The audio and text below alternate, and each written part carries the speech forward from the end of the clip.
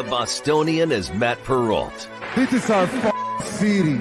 The book is Dave Sherapan. Pay him. Pay that man his money. Together, they are The Bostonian versus The Book. You covered! You covered 12! I covered! Follow the show on Twitter at Boston versus The Book. How do you like them apples? Bringing you the best insight on sports betting news, Matt and Dave's daily picks, and an entertaining and unfiltered dive into the sports betting industry. Here's Dave Sherapan and Matt Perrault. And here we go.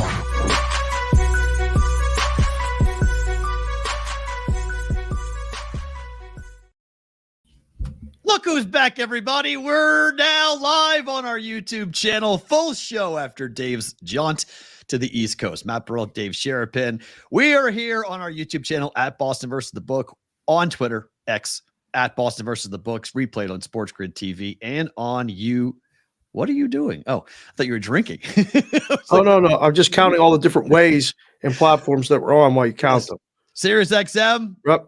Channel 159 for you guys to go ahead and see us, as well as we've not done this slide in a while. If you guys are looking for podcasts, you guys can go and get us on podcasts. Apple Podcast, that is a QR code that takes you directly to our podcast on Apple Podcasts. If you're watching on TV, you can point your camera right there and you guys can go ahead and grab a hold of us that way if you would like to do so. Also, if you guys are looking for opportunities here, Super Chats are available at the end of the show. What's a Super Chat? It's a little thing on the live chat. If you're not in the live chat, we recommend going to the live chat. You can recommend, ask, suggest topics, play producer. We have a couple of wannabe producers in the chat. You want to be a producer? Super Chat, go ahead, hit it, and we'll talk about it at some point when we get to bonus time later in the program, which is about an hour and 40 minutes from now or so, depending on if you're watching on Sports Grid or live on our YouTube channel. If you guys are on Sports Grid, come over to the live chat. You guys can see us when it comes to our bonus time. All right, my friend, you're back. You flew from the East Coast this morning, crack of dawn. Yes. How was the trip? Fantastic. It was great. Welcome back, everybody, to the ish time. I'm in Vegas. Matt's in Vegas. The show's coast to coast, all over the country, north in Canada, way on the other side of the world in Australia, all these different places. But yeah, I'm back. Still not sure what time zone I'm in. I land and I don't know what time this phone says. Right. Flying west is way harder than flying east. Yeah, because longer. You can't go to sleep at the right time and then you can't get up at the right time. Everything's messed up, but it was great. The anticipation of the show. This is unbelievable line from Football Guy 97. People waiting for us to start. The anticipation of waiting is like waiting for my wife to say yes without the disappointment. I like living up to the standards. Listen, I still don't know what happened on Friday. We're still trying to figure that out. Okay. You and Emerson got loose. James, finished it off in the middle, and then I was dodging foul balls, but it was great. We had the games got rained out Saturday, which I turned into opportunity. When life gives you rainouts, you figure out indoor sports. That's what we did. And I got to see North Carolina play NC State right there. It was fantastic. It was a miracle, Perrault. I walked up, and there was a guy holding a paper ticket, an actual paper ticket. My first question to him was, he said, "Are you buying or selling?" He said, "I need one." He said, "I have one." I said, "This is perfect. How much?" He said, $300. I said, $300. Hold on. We had a little discussion. In about 3 minutes, I'll tell you this. You could bet under 300 for sure. Yeah. And the face of the ticket was 115. I'm going to let the chat right now put how much did I pay for that ticket? Let you guys figure it out. The face of the ticket was 115. The initial asking price was 300. You guys figure it out. The game was just tipping off. They probably were just tipping off maybe 10 minutes before when the conversation started. I was in my seat by the first TV timeout at the 16-minute mark. Wasn't a long conversation, but it wasn't 300. I could under for the limit. But Are you going to tell everyone? yeah, I'm gonna let them guess. I'm gonna let them guess right now. $20 are free. Yeah. I don't think it was free. I wish it was, Johnny Parlay. Things aren't like that anymore. Plus, I really wanted to get in the game. Right. That place is gorgeous. Told Chapel you. Hill, fun to walk around. I parked, I swear to God, a mile away. Yeah. They said it's just rolling hills down. Walking up after the game was a lot. I was in good shape, though, so that was fine. I want to shout out at the beginning all the friends that I made on this trip. Josh the Juggler. Josh, I sat next to on the plane ride from Vegas to Richmond, Virginia. Josh is a young kid, hustling, working a lot. Watched him hit subscribe immediately because Josh drives around in sometimes 2 to 5 hour increments and said, I need something to listen to. I said, I think you just found the perfect show to listen to. So welcome, Josh. Lou and Mary, parents of one of the girls that Kylie played against from Chowan University in Murfreesboro, North Carolina. Wonderful people. We had a great time watching the game. We ended up on the right side of the game 3-2, but they couldn't have been nicer. Huge Chicago fans, huge baseball people. Peoria, Illinois, grew up, now live in North Carolina. They said, do you guys talk about the Cubs? And I said, we probably will. So they hit the subscribe button. Well, Mary did. I don't think Lou's probably not subscribing to anything, but that's fine. And then Patrick, Katie, and Yaya, I want to shout out too, because they helped me get all the Tar Heel stuff, including this sweatshirt. I bought half the store. I paid more for merch than I did for the ticket. Just leave it at that. Don't tell Jess that. Yeah. So that was an easy bet too. And then my favorite thing about today, you'll have the video. You can show that whenever you want because I have a story that goes along with it. Well, we have to, at least at the top, right? Just have to show people. I think so. We'll play it twice. We'll play at the beginning and the end. But Dave winds up going east, and he has to go see someone we know. Hey, just checking in from Portsmouth, Virginia. It's the Bet Rivers Casino, Bet Rivers Sportsbook, and the Rivers Casino. It's great. Hanging out back east, got to see Big Consig play, and then wait a second. Who's this right here? Look at this. What's up? That's right. That's BVB, Mikey Awesome, Aaron Awesome, hanging out at the Portsmouth Casino, Rivers Casino, Virginia. You never know, boys. We might be out here for a show. See you. Very cool. Very cool. Drove an hour and 30 minutes. Mikey says, I got a place for lunch. It's called the Sanctuary in Norfolk, Virginia. Mm-hmm. Yep. Saying it right. Yep. So I got in the car, took a ride. The stretch of roads between where I was and Norfolk, Virginia was very interesting. There's a lot of people driving on a Sunday in North Carolina with different plates. They're just driving Sunday. They don't care what lane they're in. They don't care how fast they're going. Oh, it's zero. Like Florida drivers, listen, guys, you stink. All of you. Anyone that had a Florida plate, the worst. Your brethren in Alabama, they were driving like they were the only people on the road. They did not care. 35 in the fast lane. There's no fast lane. I couldn't believe it. I saw more roadkill in the past 72 hours than I've seen in the past 10 years. Right. I could not believe the amount of roadkill, deer carcasses, things like I don't know what some of them were, but they didn't make it. Raccoons, possums. All the above. Yeah. It was crazy. But yeah, Mikey found this place and brought Aaron, his lovely wife. We had what turned into a lunch, turned into a dinner, turned into a visit to the casino. And I want to shout out Denny and Kathy, who were, what we do. We meet the managers of the casinos and the different things like that. And we let them know about the show. And hopefully they're both watching today. They have a perfect place overlooking that sports book. Top Golf virtual reality base. Yeah. Overlooking that whole thing.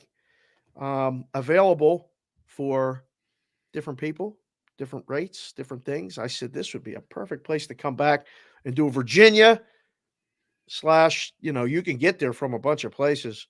Be a great place to watch us do the show, hang out, and then if you want to hit golf balls, you can. If you want to go down the street and go to a minor league hockey game, you can. The Norfolk Tides are right there. There's a lot of things to do sports-wise. In addition to, are you aware that there's like a lot of tunnels there that are underwater? Yeah. Oh, yeah. I mean, it has to be. I mean, it's one of the more, I mean, you're on the ocean, like all those inlets, Delaware, Virginia, North Carolina, all that Outer Banks area is all, oh, yeah. I live there. Oh, yeah. Yeah. I mean, the tunnel that I went through that's right by ODU, Old Dominion, where they play and stuff, is the cleanest, nicest tunnel I've ever seen. And it's all underwater, but everything is underwater. Yeah. You go under and you come out, then you're on the other side. And there's bridges too. I was driving around like a little kid. I was lost too. I mean, there's a lot of construction and I missed the turn and I was 10 minutes late. I said, Mikey, I apologize, but it's the ish time for lunch. I was supposed to be there at 2:45. I was there at 2:55. So that's all right. Apologize, but that's no big deal. It was great. It was great. And then, I got the story to finish off the favorite thing about today, Mikey Awesome's and Aaron Awesome's. I left them a little present. Oh, okay. That's great. Nice. And yes, you did see the brigade license plate in person. I did. Mikey has it on the car. He insisted. Now, listen, Aaron drives like Jess drives. Like Mikey's done driving when they're driving together. Aaron's the boss. She drives.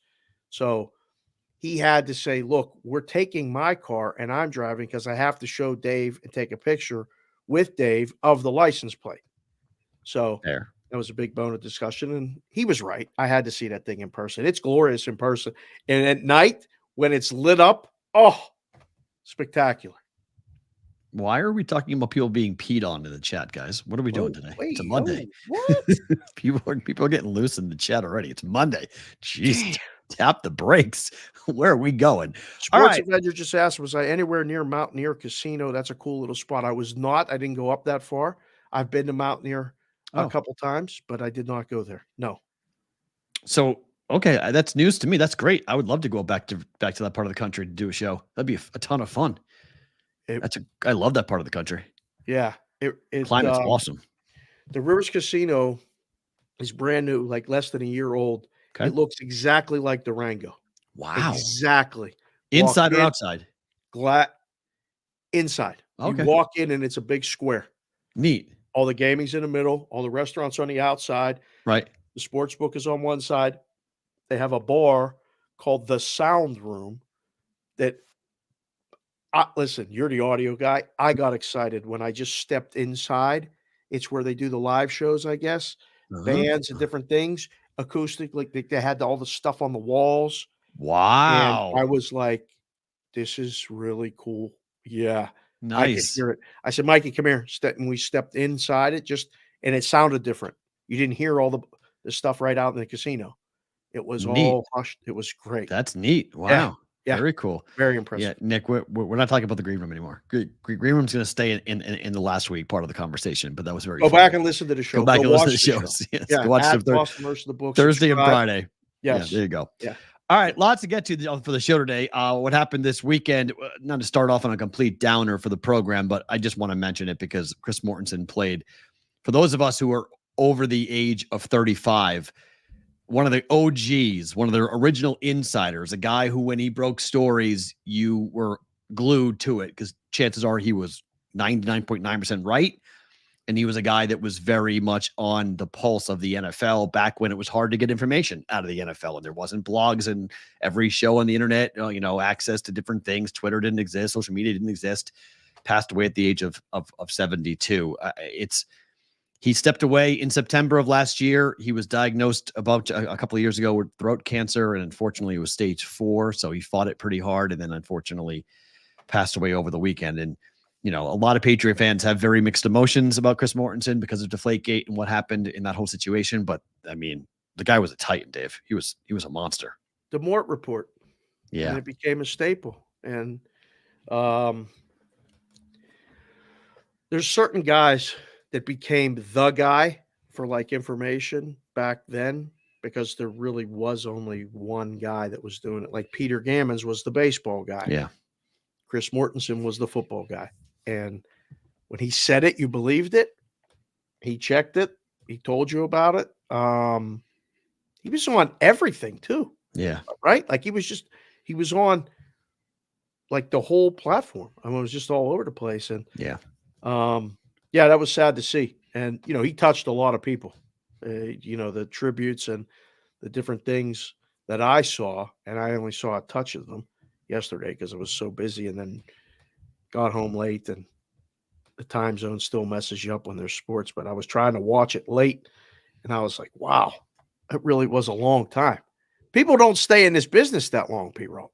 No, I mean, I hope to. I hope you do. Oh, you do. I mean, well, we do. But yeah, I mean, you look at the number of people who see their 70s in the industry. It's rare. Like, you don't normally get to stay around that long and be a part of something for as long as he was. And he was able to keep himself up to speed, and he still worked and still broke stories. And he legendary broke the Peyton Manning retirement story. He was the only one in the world who had that. Everybody was stunned when it came out that, hey, Peyton Manning's going to retire. And so there's just, he was around in a time where, we don't have guys like that really much anymore. We got guys who are in the media and guys who break stories, but guys are more or less about, their own personal brand and going and doing other things. They like being where they're at, but they could go off and do other things if they wanted to. Mort was tied to ESPN. Peter Gammons, you mentioned, tied to ESPN. It's really helped to build the credibility of the network because, as did you said, when Mort confirmed it, you're like, okay. And when Gammons confirmed it, you're like, okay, like he had that standing with the audience that when he said, yes, this is going to happen, this is accurate, this trade's going to happen, this guy's going to get fired, whatever it might be, the audience believed it, and he was right way more often than wrong. So sad day for ESPN, sad day for the industry. We lost John Clayton, lost him last year. Now Chris Mortensen this year. It's crazy to see this because back in the day when you and I were growing up, when the legends were passing away, we didn't have so much video footage of them. Right. We didn't have so much footage of these guys. We do. Their whole careers were on camera, where previously it was like, play-by-play highlights, or it was a column that he or she wrote that we would, could reference back to. There's just so much content to put out there. And when you start realizing all the stories that he was a part of, you're like, man, he really did see a huge. Where was he based? Atlanta? Pretty sure he was based in Atlanta. He was in the South. I know that. I'm not sure where in the South, but yeah, he was in the South for the most part. I think it's where he was from. It was down there. So, yeah. But that was sad to see that happen yesterday, with him passing away at the age of 72. On the other end of the spectrum, Caitlin Clark became the all-time leading scorer in NCAA history, passing Pistol Pete with a couple of free throws yesterday. Carver Hawkeye was ridiculous. I mean, Travis Scott was there. Everyone was there to watch this. How big of a star could Caitlin Clark become in your mind? Where does she go? Does she have the chance to elevate the entire women's game or the game of basketball? Well, that guy that told us to buy the Indiana Fever tickets was right. Yes. 100%. I think that's a perfect fit. I couldn't agree more. So keep her in the Midwest. Keep her in Big Ten country. It's perfect. It's going to elevate it there. Now it's on the team to help her elevate the rest of the team, and then the game will be elevated because it'll be an East-West thing, which is you need that. You need that to grow it in different places and make it. I don't think it'll be, at least initially, like must-watch ticket prices through the roof and stuff when she comes here. But it could elevate the interest in a game, which would elevate the profile, which would elevate the TV stuff. I don't know. Do you agree with this? It does for the league. Do you agree with Covey? Should do for women's basketball what Tiger did for golf? Ooh, I wouldn't go that far yet. Yeah, I'm not sure I can do that. It's different because it's a team sport versus an individual sport. And Tiger was dominant. She's not going to go put up 35 a game in the WNBA, is she? Well, that's the thing that the WNBA players are saying. She's going to walk into the league with a monster target on her back. Oh, Like the players who are in the league right now are saying, okay, come on, like let's play. We'll see you. We'll see. You're Yeah. a 6-foot guard. You weigh about 150 pounds. Like, come on. Like, you're gonna come in here with us. We got 6'4" girls who are gonna throw you around like a rag doll. So I don't know. I mean, I think that's somebody asked us a question on Twitter X over the weekend. Like, if you put Caitlin Clark in the NBA, how many points a night does she score? And I said, like 9. I said, that's only when she has a wide open 3. Like, she would be a liability on the defensive end. She could be a liability on the defensive end in the WNBA to start. Like, we got to see how the game translates next because she's playing Big Ten basketball, but she's a guard. And yes, she's incredible at passing, rebounding, and shooting. She does incredible things, but like now you're going to go up against women who are 10 years older. You know, you're going to play some really built women who know their bodies, who have been training, who have been playing at an elite international level for a very long time. So she's going to walk into, this is a different WNBA than it was 10 years ago. The talent level is way higher. And yes, she will bring eyeballs, and Indiana Fever games will be on national TV all the time. But Wembanyama is a freak playing for San Antonio, and they're the worst team in the league, basically. So, like, it might not translate to team success right away. I mean, it's going to make the team better, obviously, definitely. But she makes other players better. Somebody said it in the chat. Onler said she makes everybody better. She's fine dishing the rock. That's good. She is. That's, and if that's how teams grow, when the best players in a team sport like that in hockey do that, right? That's a big key to growing. She passes better than 99.5% of men on the planet. Absolutely, Joel. Yeah. But the question is, does she pass better than NBA players? I don't know. I mean, I think that I don't know, and I don't care. Right. I don't want to compare to NBA players. I mean, all the comparisons over the weekend was to Pistol Pete Maravich, and he didn't have the 3 ball, and she did, and all this. He didn't play his freshman year. I don't care. Right, nor do I. It doesn't matter. Right, it doesn't matter. But it's just because people, when you slap the brand, the name, all-time greatest scorer in NCAA basketball history, that's what brings people out to compare, saying, well, wait a minute. She broke the record, yes, but no, she broke the record. The buts don't matter. Like, she broke the record. That's all you got to say. She broke the record. The comparison thing is tired. It's old. Yeah. And in fact, I think it's lazy on media's part, and just appreciate for what it is. She's the highest scoring women's basketball player ever, and now she's the highest scoring college basketball player ever. That's great. It's a great accomplishment. What's next? Indiana Fever, one of the worst teams in the league. All right, we'll see what you can do. Let's go. She's definitely inspiring girls to watch. She's inspiring girls to play. You saw the games. Ticket prices are up. People want to see her in person. 100%. I don't see. Is there a negative in any of it? I don't really see it. No. And Kelsey Plum is 5'8" leg show. I mean, and she's 6 feet. Like, legitimately. Yeah. Kelsey's not nearly as tall as Caitlin Clark is. I mean, Caitlin Clark is 6 feet tall. She can shoot over people in the WNBA for sure. No, I think she's going to wind up being of the top 5 best players in the league within 4 years. Like, she just needs some time to develop her game. And look, Darren Ravel's a friend of the program, and I like Darren a lot personally. I know people don't. I do. And he got into it with some reporters about whether or not financially this was the right move. And I was surprised that he said it, because the number of endorsements she has from the Iowa Collective is 0. She does not have NIL deals through Iowa's NIL Collective. Because everything she does is what? Because they don't have the money? They do. She doesn't need it. She has bigger brands. She has State Farm. She has Nike. She has Gatorade. They're all going to go with her. Like, they're all going to go to the WNBA with her. She's not going to lose money. Right. She just gets to drop school. And now she's just focused entirely on sports, plus getting paid. And it's like, he was making the comparison, like she's making $85,000. No, I mean, she's going to make a lot of money in the endorsement market. And if State Farm, I said that 2 weeks ago, if State Farm wants her to go out, she's going to go out. And I think State Farm said, look, it's better for you to be in the WNBA. We can use you more. We can market you more heavily when you're not a college kid. It doesn't look as bad, right? I mean, you're a college kid, there's a little bit of a look to it, right? If a college kid's all over the place, it's like, it makes you feel a little bit uncomfortable. If she's a WNBA professional, throw her everywhere. Splash her on every ad you got. So I think it makes a ton of sense for her to go out.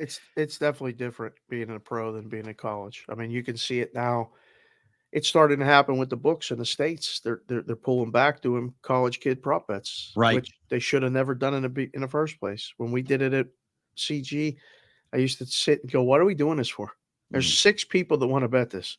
It's a complete waste of time, and it's different. And now they're using the whole other thing to, we can't do college sports props because they harass college kids. It's okay to harass pros, and it's okay to do them, but that's the argument they're using.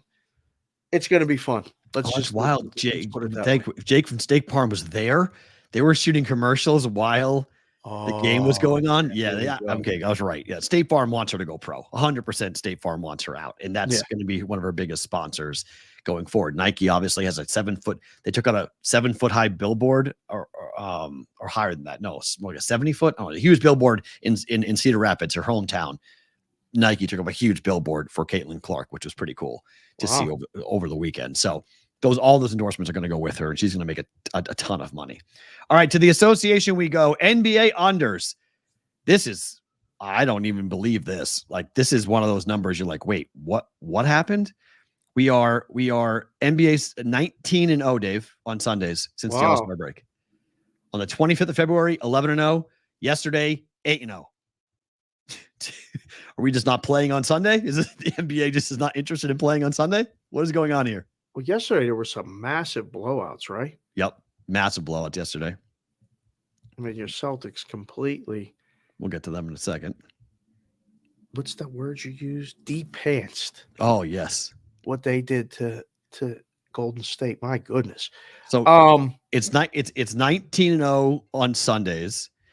And now, if you include every game, 61, 25 in 1.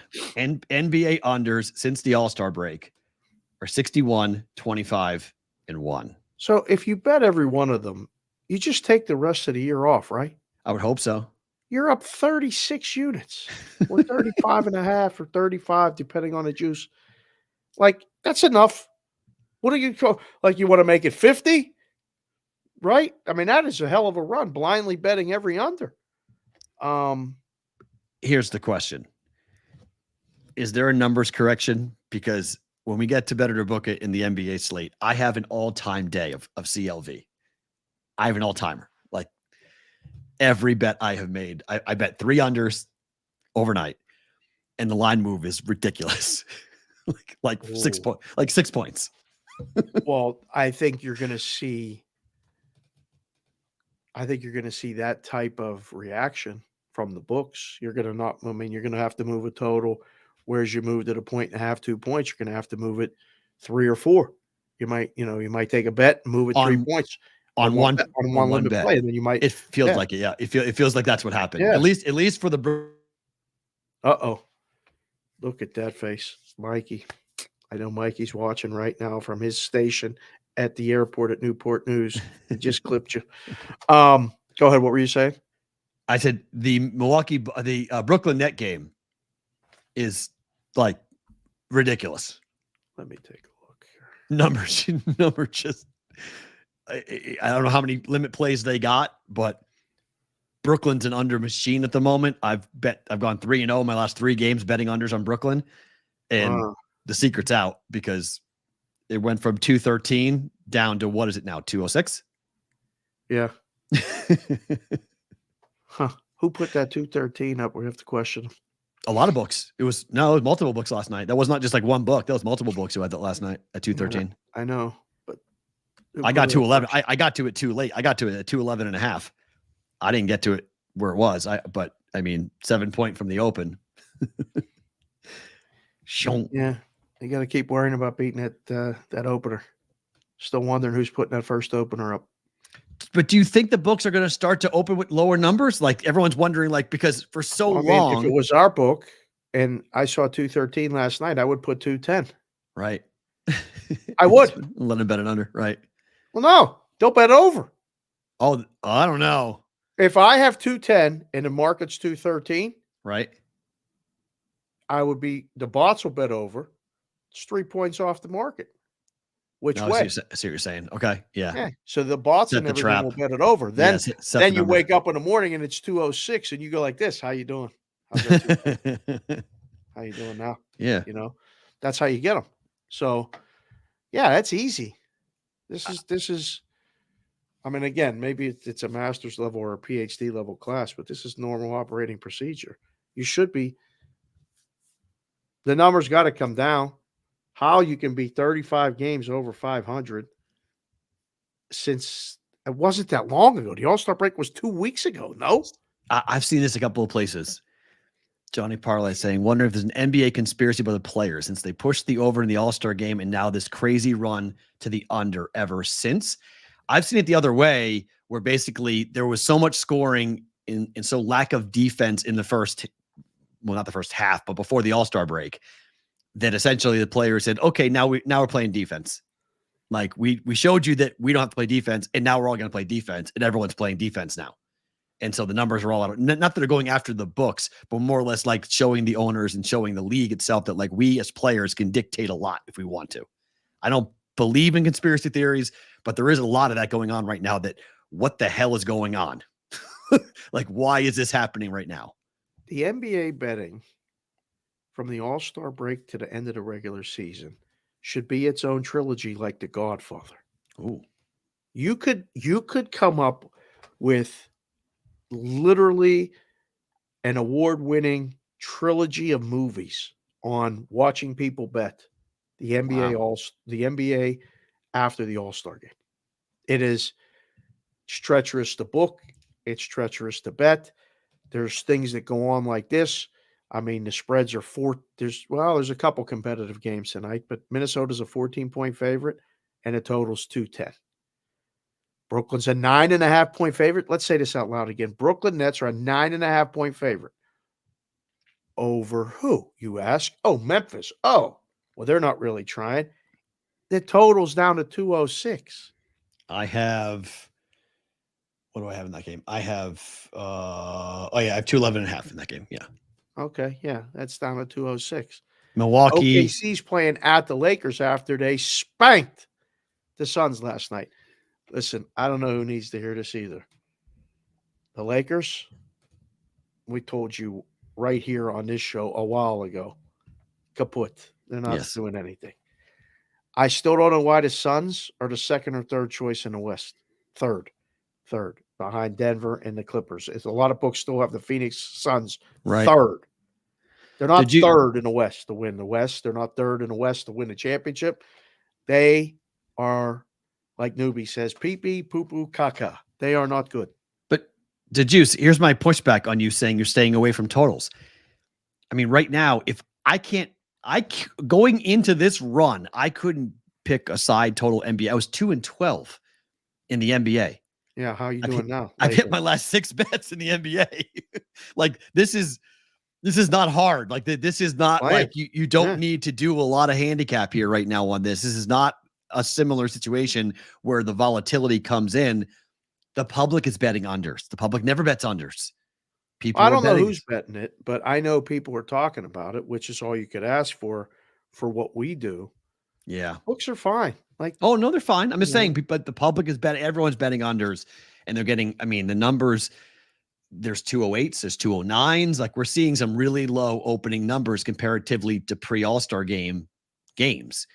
Yeah. But even those games are going under. Like those games aren't even coming close to going over. So it's, I mean, this one's the craziest. Boston scored 140 points and the game went under. Like, how's that possible? Well, because Golden State scored what? 88. 92? 88. Got you. Yeah, the sunstorms. Your outages are gonna be brutal for about the next 4 days. Well, I left here and there was a wind like hurricane. You're lucky you didn't fly back the last 2 days because you were not getting here if you flew back Sunday or Saturday. That's what my wife said. But yeah, the gazebo somehow still stayed intact in the back here. But I also discovered while back east about the roadkill and the Sunday drivers and this and that. Allergies. Trees. Oh, yeah. Grass. Oh, yeah. Especially leaves. there in March. That's prime allergy season. Holy cow. in North Carolina, Virginia, that is prime allergy season where you're walking into. Oh my God, my nose has been running. I've been sneezing nonstop. I'm like, God, I love being outside and watching the softball, but I was like, I can't stop. It was pouring out of me. Is that right? Hold on, before we talk about Celtics, is that right? What? Is that right? The birthday for the brigade was Thursday, April 25th? Or is the birthday Sonic? When we named it that? I mean, he would know. Well, he has the video. That's something to hold on to then. So next month we'll have to do a brigade birthday party of some sort. Right? Yeah, April put that on the list of stuff. That's perfect. April 25th. Wow, that's pretty cool. Thank you for that, Sonic. We appreciate you pointing that out. Wow. Daniel Albunaw. I hope I said that right, Daniel. He said Dave taught us that big blowouts usually mean the under is a solid play. It is. It is, but no, I mean, look, Boston, this is that's a cathartic thing. They lost to the Warriors in the finals. Steph Curry's done the sleep thing. He's a villain in Boston. They're going to run it up on certain teams, and they ran it up yesterday. And Steph Curry looked like he wanted to be anywhere else but on a basketball court yesterday. He had no interest in playing in that game. They basically stopped guarding Jaylen Brown. They're like, go ahead, score, Jaylen, whatever you want. He goes off, and Boston becomes the first team in NBA history with 3 wins of 50 points or more in a single NBA season. Doesn't even make sense. That does not make sense. I saw that in the rundown. And I was going to say, are you sure that's right? Before 100%. That, I am 100%. How do you win more than one game by 50 points?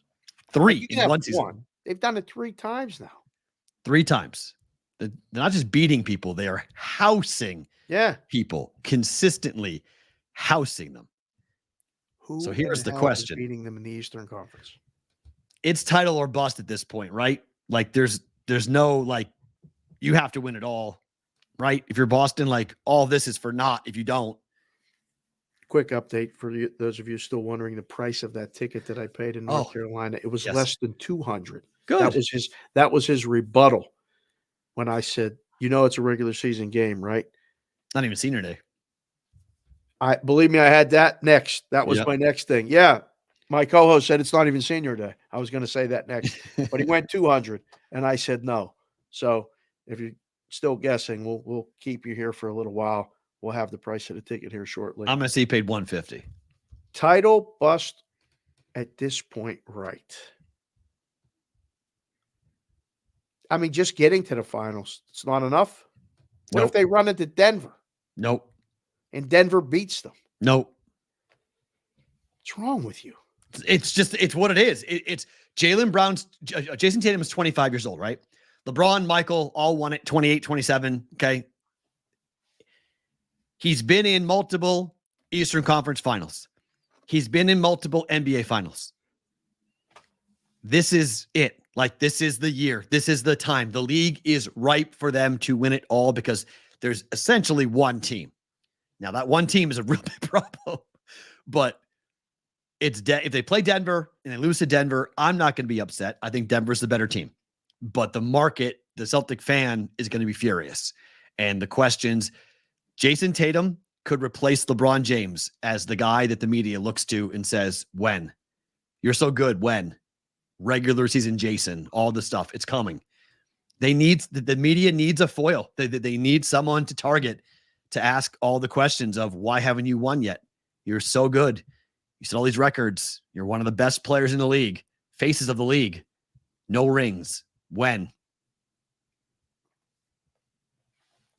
You know how many teams thought they were next and then they ran into Jordan? Yep. Lost all those times. I mean, it'll be their time when it's their time. Do they have home court right now against Denver? They would, yeah. Best record. They had the best record in the league. They had the best record in the East by 9 games. They've won 11 straight. Oh, yeah. No, I know they're going to have home court in the East. They just have to have home court throughout. They can't go to Denver with Denver having home court and win the series. Right? So Boston is 48-12. Denver is 42-19. Yeah. So they got a significant. Who has the best record in the Western Conference? Look at that. Yeah, it's ridiculous. OKC in Minnesota, 42 wins apiece. OKC is so impressive to me. But Denver's right there too, though. Denver's 42-19. So was the Timberwolves, and 42-18. So they have a game in hand. The Thunder, they play today, right? Yeah, they play the Lakers tonight. Yeah. So this will be a good test for the OKC. Beat Phoenix last night on the road. Travel back to back to the Lakers. Short favorite. Makes no sense to me. I see something different in the Lakers than odds makers. If we were in the book, I'd say give them 3. Let them bet the Lakers, please. It's down to 1.5. They can't get enough of the Lakers. It drives me nuts. It's just because LeBron can do what LeBron did against the Clippers. Yeah, it's fine. You know what I mean? Yeah, you can't do that every night. So Tatum's winning a championship, so he won't. If he does win, I don't know. He's not winning the MVP. I mean, I think he should be getting a lot more than what he is in terms of love for the MVP, but he's got multiple players in front of him to jump over, and it's not going to happen. Like, want to shout out Joe Mogan. Very nice testimonial shout out for us in the show on the Twitter. Saw nice that Mogan responded. We retweeted it from the show account. Listen, guys, anything you can do to get the word out, let them know, because that gets seen by a lot of people. Thank you for all of that. The reviews, we got a bunch of reviews on the podcast app. Mm-hmm. I showed the kid the podcast app, and there was over 100 views, and it was like, "Oh, you guys been doing a lot of shows." I'm like, "Yeah." I said, "Matt and I are over 500 now." So he's like, "All right, great, yeah." So please, thank you. Keep that going, boys. OKC was +1 earlier. There you go. All right, that makes sense. We'll get to those games here in just one second. If you ran the 40 right now, what would your time be, do you think? Not that. Is that right? That's right. Guy ran a 4.21. How do you keep getting faster in this? Because they know. You remember when somebody ran a 4.4? Oh, it's like unbelievable. Yeah, 4.21, fastest time ever. A lot of people bet the no on will the 40-time record be broken. And Xavier Worthy broke it. 4.21 at the 40 yesterday. That's flying. Now, does that matter to you in terms of football? Because how they get better is they get better at running, starting, how they stride. Like, it's like a track situation. It's not football, it's track. P-Roll, you can't teach speed. I love speed. I love speed. Yeah, that affects. Yeah, that if we get this guy, he can run. Guess what? Fly, go. Can he catch? Well, that's part we'll find out. Part of the requirement of the job. You better be able to catch. Don't matter how fast you can run in shorts. Can you run this fast in pads? 1. 2, when you get clipped crossing over, can you get up? I mean, you don't matter how fast you can run. I remember the first time. Who was the first track star that you remember that became an NFL wide receiver that was like a legit wide receiver? Immediately, for me, it comes right away. I know exactly who it was. I'll let the chat. Interesting. I mean, the first time I ever saw somebody that I thought that like they're not catchable was Devin Hester. Like when the ball went in, it was in his hands. Okay. Like I just remember him doing kick returns. It was like I don't care what the score was.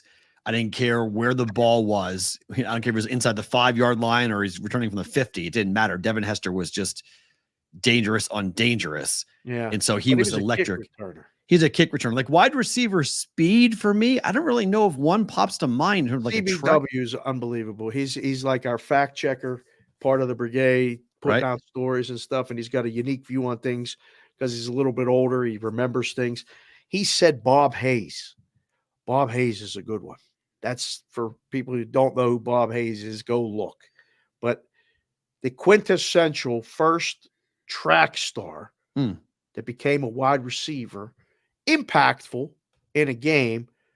I say football guy 97. He got it. That's the one I thought of. Willie Gault. Yep. So yeah, I started watching football at the end of his career. I never saw him in his prime. Oh, I saw him at the end. He changed that Bears offense like that. That immediately made the running game better. Everything started going, and then the defense was ridiculous. And yeah, Tyreek Hill for sure, but Tyreek Hill is now, it's current. We're talking about historic, like the first. Tyreek Hill is just a different. He's running on a different speed, like grass. Like he don't even look. It doesn't even look normal when he's running.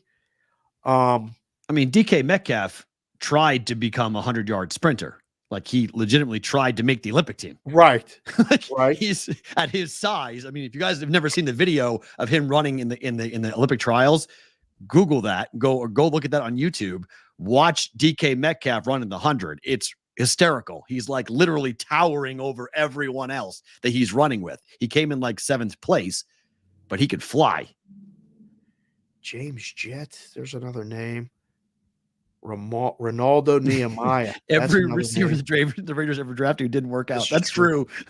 Good call, WV Punch Drunk One. Good call. Hey, good run. If you're too young, there was a time where if a guy ran a 4.40 at the combine, everybody looked at Al Davis and was like, so you're drafting him, right? Yeah. He was like, yep. He just drafted on speed. Yeah. Tavon Austin's a good one. Ooh. He flew. All AOWN. A little more common. It's a little more common now. Eddie George was a running back, Mogan, not a wide receiver. But there are some extremely fast running backs and guys who can just simply absolutely fly. Yeah, you're right, Daniel. He had speed, stamina. That's true. Hester got to his top speed and stayed there. He was able to run for 50, 60 yards at top speed. Hester got to his top speed in like 4 steps. It was zoom, and see you later. It was unbelievable what he could do quickly. I mean, 4.21. I mean, I'll be look. We said it before. There are, I don't know, up to 6 or 7 first-round graded wide receivers in this draft. There are so many guys who are going to be guys you think are going to go in the first round that play graded. No, first-round grades. Not going to go in the first round. They come with first-round grades, so they'll go second, late second, early second, somewhere in that range. But like if you're a team that you need a wide receiver, you don't need to draft a wide receiver at the top of the draft. This is the big debate with the Patriots at 3, because I almost threw up this morning watching the Pat McAfee show and Adam Schefter coming on saying Joe Flacco is being targeted by the Patriots. And I was like, what are we doing? Like, I was like, no. I'm like, this is no, please. Like, come on, Adam. Like, this can't be right. Yes. This is got to be a smoke screen. Yes. I think I'm all in favor of that. Yes. Take it. That'd be great. That's a great move. No, thank you. No. You should do this. If you guys are watching the show in the personnel department, sign Joe. That's awesome. Yeah. And, I was like, sorry, keeping Mac, I guess. I thought we were doing, but do you take Marvin Harrison Jr. at 3? I want Baker Mayfield. Like if I'm picking veteran quarterback, sign Baker and then go ahead and draft and then go ahead and draft at 3. But the rumor is they may draft Joe Flacco. They may sign Joe Flacco and then draft a quarterback at 3, play Joe Flacco for a year, and then allow that rookie, whoever he may be, to develop. The other rumor is the Raiders may go from 13 to 3, trade with the Patriots to have to go up. If Jaden Daniels is on the board, which I'll be stunned if he is, but if it goes to bring him here. Yeah. Him and Antonio Pierce go back like to his like Pop Warner days. They're tight. They're tight. Wow. So like, really? Yeah. He was asked over the weekend and he like gushed about Antonio Pierce and was like, that's my guy. It would be a dream if anybody drafted me, but like the Raiders would be a dream. Wow. So if the Commanders at 2 take your North Carolina guy and Drake May, 1, Caleb Williams to the Bears, 2, Drake May to the Commanders. And then if Daniels is sitting there at 3, the Raiders may go up with the Patriots in trade, and the Patriots get massive draft capital out of the Raiders. Ted Ginn Jr. Good call. Good call, Jay Dowbets. Ted Ginn Jr. was another. Yeah, John Ross was a guy too. Remember him? Kid out of Washington. Yeah. Could fly, couldn't catch. There's a lot of guys who could run who couldn't catch in the NFL. MVS, look with what he did in the pros. That guy can straight up fly with pads on. Can't catch. Got to be able to catch. Very important part of the gig. Got to be able to catch. Got to be able to catch. So we'll watch where Xavier Worthy is going to wind up going, but he helped his stock tremendously. There's your trivia question record. What's the fastest time ever at the 40? 4.21. Oh boy, that was flying. I'd have to stretch a lot before I really ran a 40. I don't know if that's a good idea. I used to run with the kids. I'm not sure I could run a 30 at 4.21, let alone a 40. Yeah, that's fast. I mean, that is. I like watching that in person to hear it. Oh, like when you watch someone, I will never forget watching Deion Sanders run in person. at Three Rivers Stadium for the Braves. Wow. I was right next to the field. And he got a triple. He was standing on third base faster than any human being I've ever seen run. Wow. And like the sound of him running around first, because it was down a first base line right next to the dugout. I was like, are his feet even touching the ground? Right. Was it? It Well, was so Terry Kill looks fast. that. Yeah, Terry Kill looks like now. Exactly. The way That's he what runs. Yes. You're Yes, like, so are you on the speed ground? is- Like his feet are so quick that you don't think he's actually touching the ground. It's crazy. Yeah. It's fun. I mean, there's a lot of speed, athletic ability. I mean, Tom Brady went and taped himself running the 40 at 46. He ran the 40 faster at 46 and he ran it at 22 when he came out. That's a legitimate. I mean, I would kill myself. 46-year-old me would house 22-year-old me in Right? everything. In like everything. how much better everything In is now. everything. I would Like, destroy me. And other than vertical leap, the only I could do better when Yeah. I was 22, I could jump a lot higher than I can now. I can't really. Same. My vert's gone. But God. everything else, stamina, strength, speed, running, distance, everything. I was like, yeah, Tom, me too. I was like, I would kill that version of myself at 22. Yeah. Not even a fair fight. So Brady did it like, I think he ran 5.2 in the combine. I think he ran 5 flat when he ran it again, like 2 months ago, whatever. He did a video for somebody that he He's shot. got all the TB12. He's been, doing everything right for Right. a while now. He should Eating be right. faster now. Yeah, absolutely. I was like, of course Plus, he he should got be in all better that weight shape. off his back with Giselle and Woo, everything boy. else. You said that, not me. Look out. I'm just saying.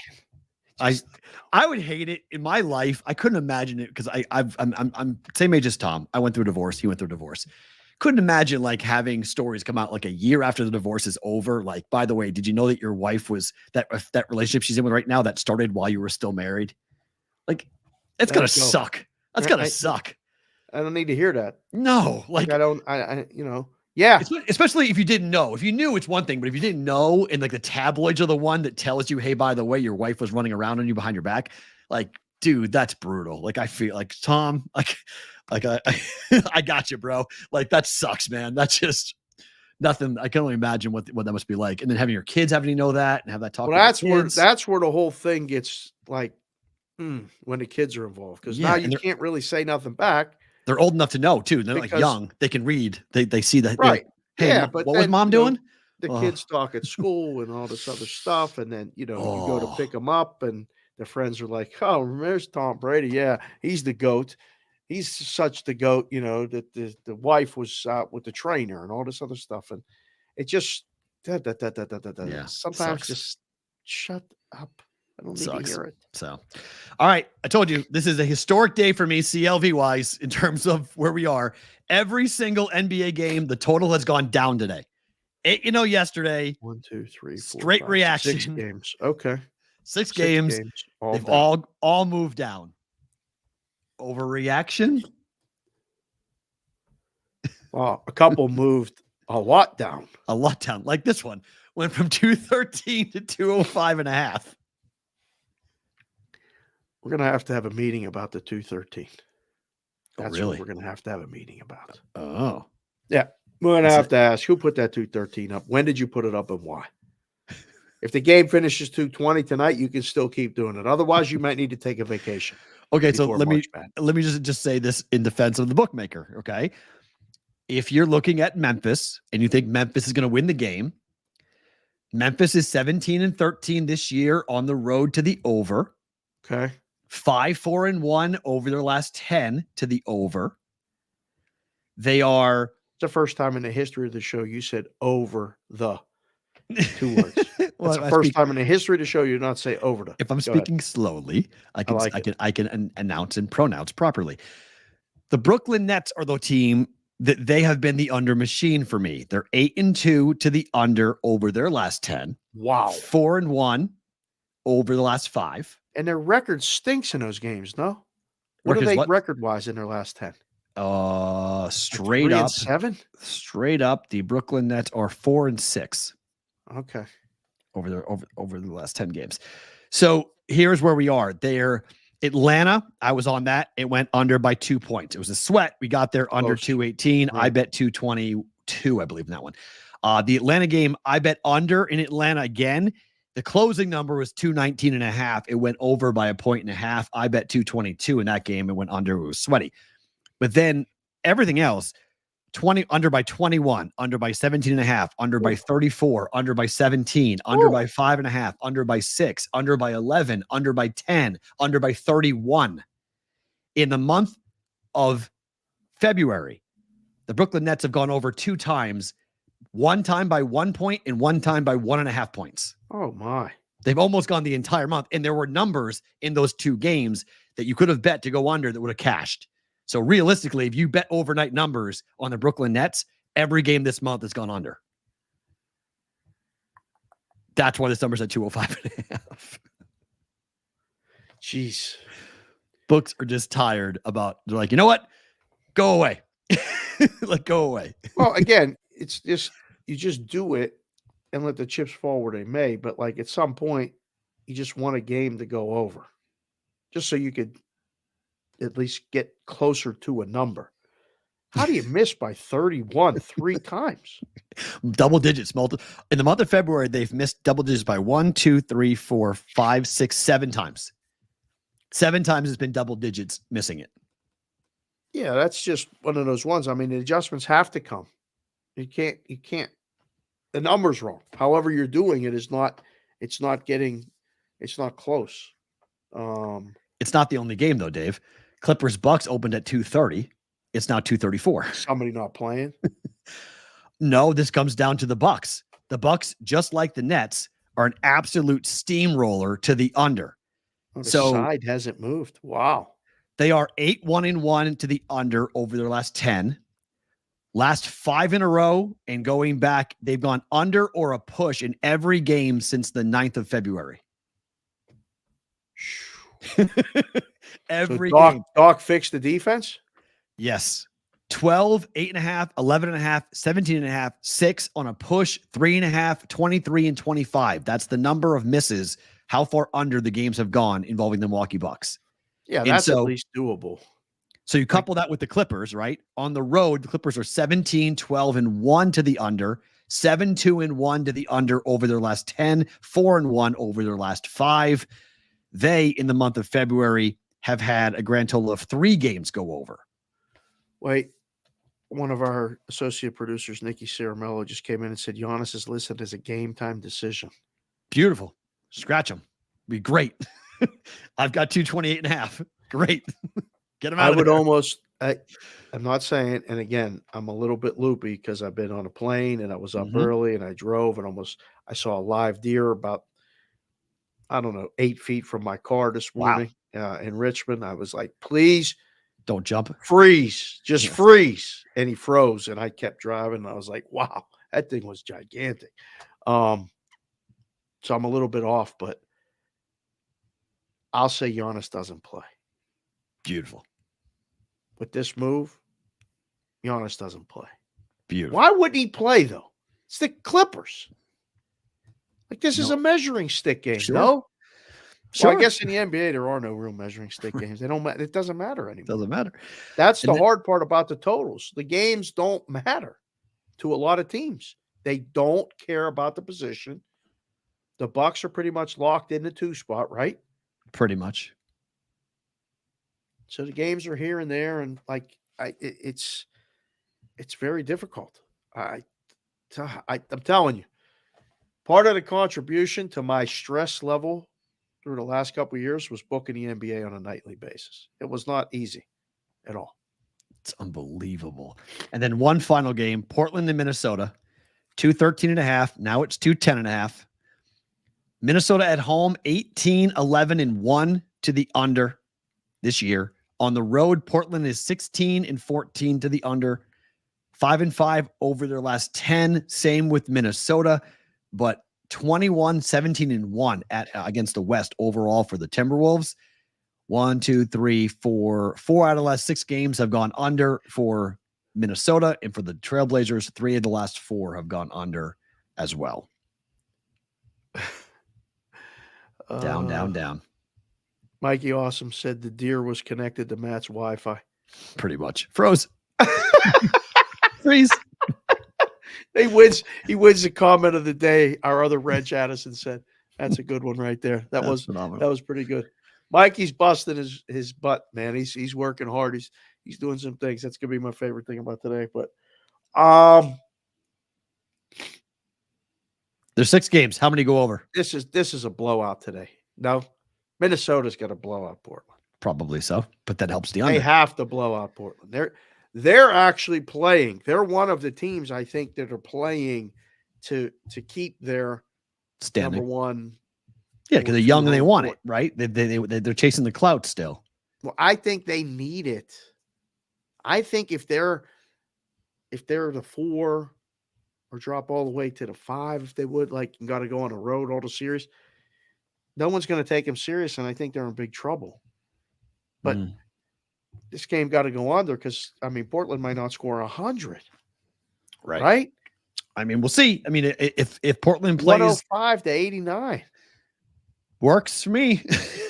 Like, I'm good with it. Let's hope that's what happens. It'll be awesome. I would say of the 6 games today, what, 4 minimum go under? You bet. And that will be a 4-2 day for Johnny Parlay. He'd take it. JR 33312. Boys bopping. I like it, Johnny Parlay. Yeah. Yeah. So, I think you probably go 4-2. Just looking at the numbers. But I mean, like, wait a minute. What 7-point moves Nikki, is a lot. What number are you looking at, man? That's what numbers are you looking at? That's the total yeah, up top, right? Yeah, total numbers you're looking at that, right? Both teams are under teams on the year, right? 31, 29, and 1, 32, and 27. I don't look at the overall season marks. I don't look at the full because it doesn't fully matter to me. I look at the most recent road splits. I look at home road splits in last 10. Like I look at how is a team playing, because there are certain teams like the Brooklyn Nets. If you look at their numbers, you might go, oh, they played generally to the over. Yeah, halfway into the year, they were an over team. The last half of the year, they've been dead unders. So it's more how they're playing versus what they've done historically, for me at least, when I'm looking to handicap it. Right. So you just saw NC State in person. Can they cover 6.5 against Duke at home tonight? You saw that second half collapse. I was so pissed off. I was on 10.5. I could not believe the second half collapse. Although I was on with Ranieri. I was on with Ranieri, and both of us bet second half. UNC was laying 9 in the second half.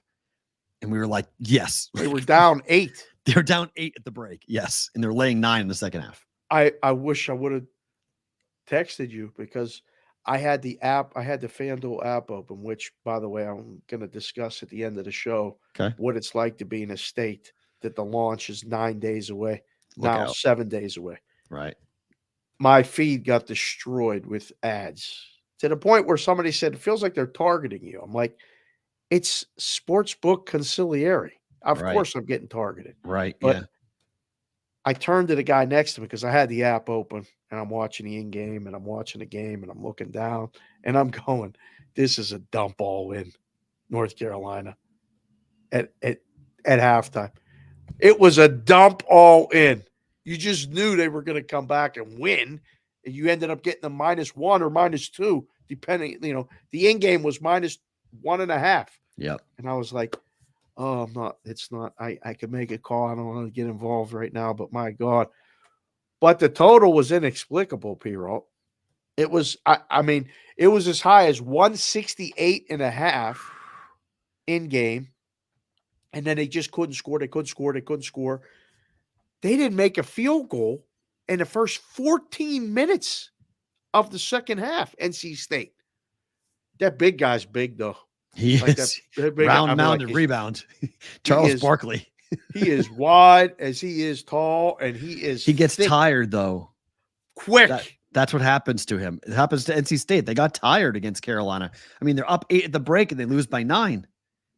Well, it became apparent that they lost confidence, like the other guys on the floor, and only 2 guys on the floor were actually going to score. Like they were trying so hard.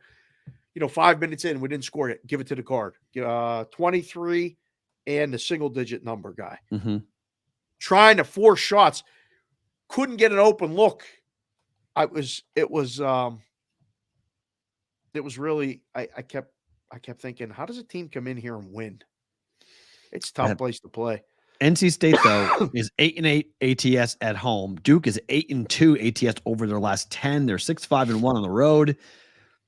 I don't know. Doesn't this kind of scream? It fits into my narrative, though. Lose a road game, come back home as a dog, and you keep it close. They're going to cover. NC State? Yeah, it feels like it to me.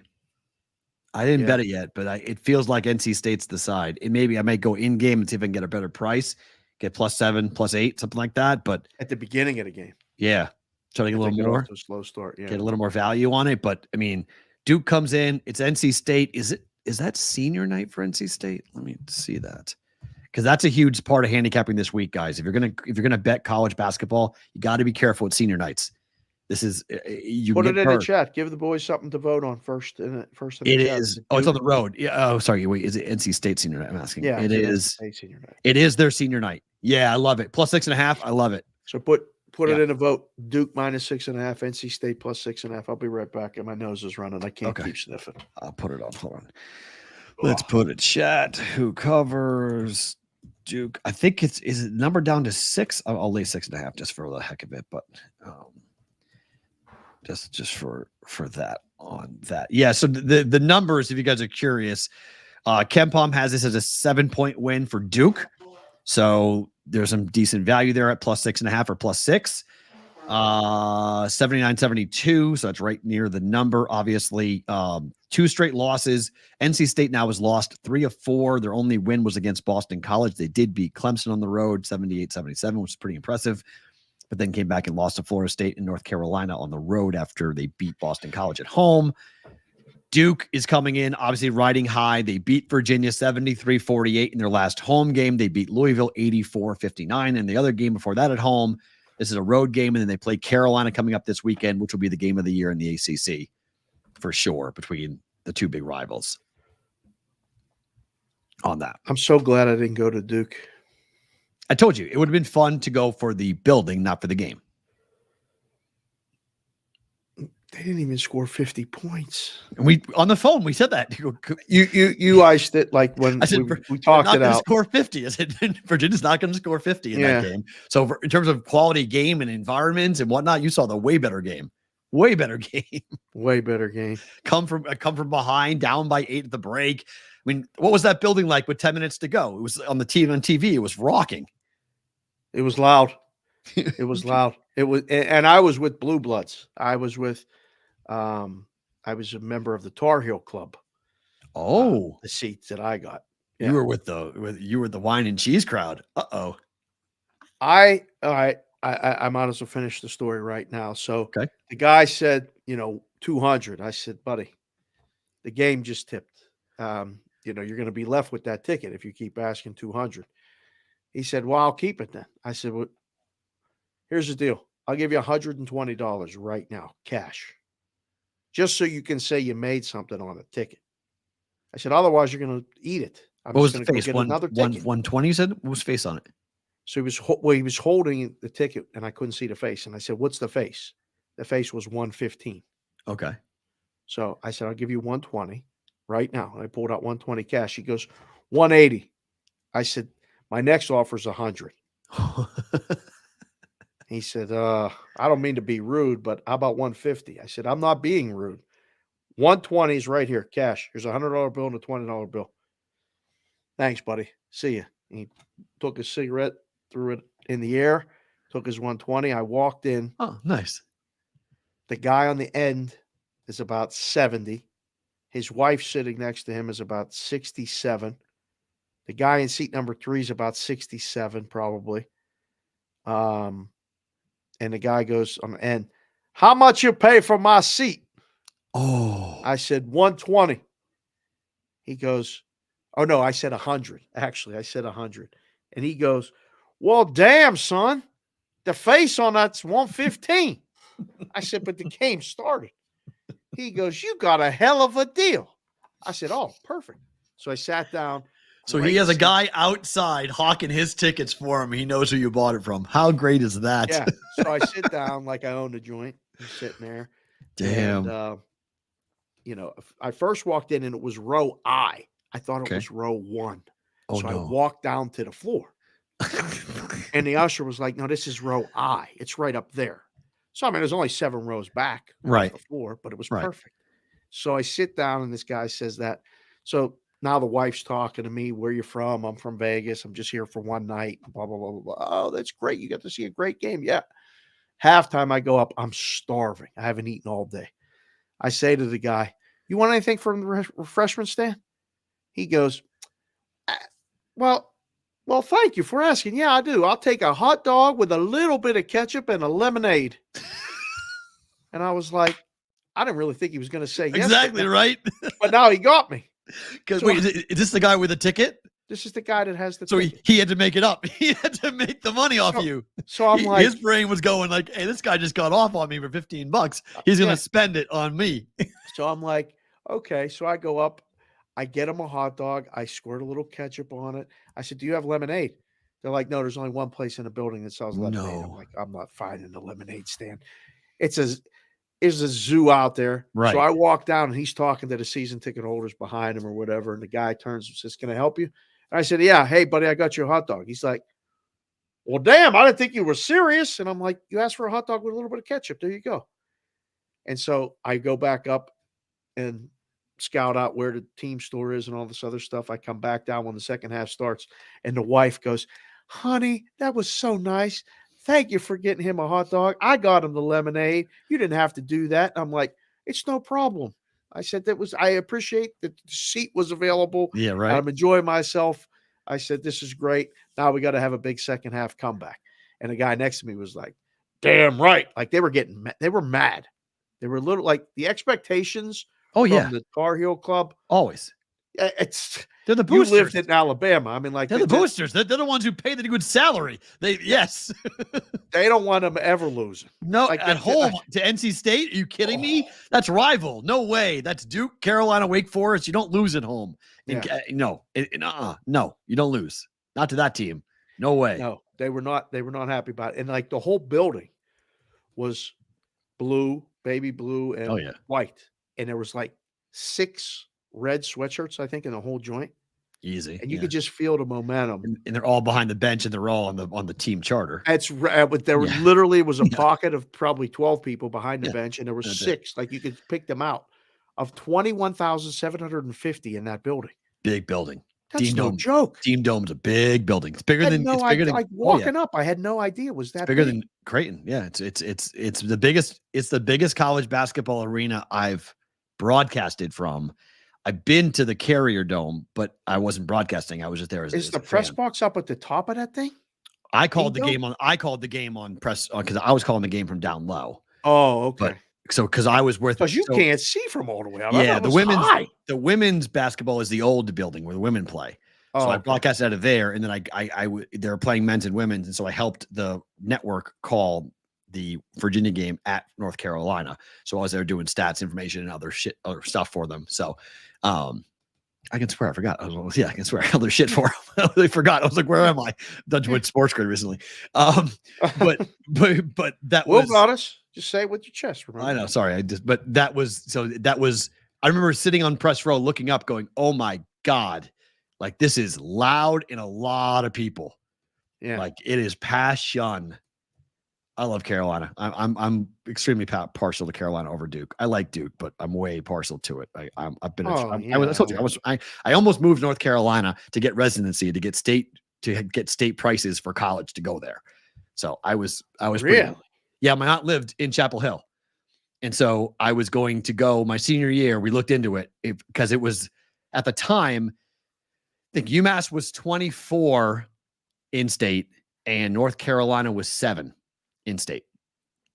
Like it was dirt cheap to go to North Carolina in the 90s. I don't know what it is now, but it was so cheap. If you were an in-state resident, it was so inexpensive to go to North Carolina. And then it was $35,000 out of state. Yeah. Like the difference was just like it was ridiculous, the difference between in-state and out-of-state. So like, what if you go to high school for your last senior year and go down there and play basketball and play sports and go down there? I was like, my sophomore year, we were seriously looking at it. And then it was like, no, I don't want to leave my friends. I want to have my senior year with my friends and blah, blah, blah. So I didn't do it. But instead, you end up graduating school and going to broadcast. Yes. from there, from in Carolina. Virginia. Yeah, and working in the ACC for my first job. And then going to Alabama, all of which wouldn't have happened had you gone to school in North Carolina. 100%. I wouldn't have been in broadcasting. I don't know what I would have done if I'd done that. Right. My career would have been totally, I don't know what I would have done. I would have been one of those people like graduating school and like going like, what do I do? Right. I have no purpose. I don't know what I'm doing. So yeah, it all happens for a reason. Texas at Baylor. Baylor's laying 6.5 tonight. They are, I mean, a lot of people are starting to talk about Baylor here, Dave. They think this is a hot team to ride into the tournament. Probably going to win a Big 12 tournament. Whoa, it's a big prediction. Them or Iowa State. Whoa. Yeah. Houston's not winning the Big 12 tournament.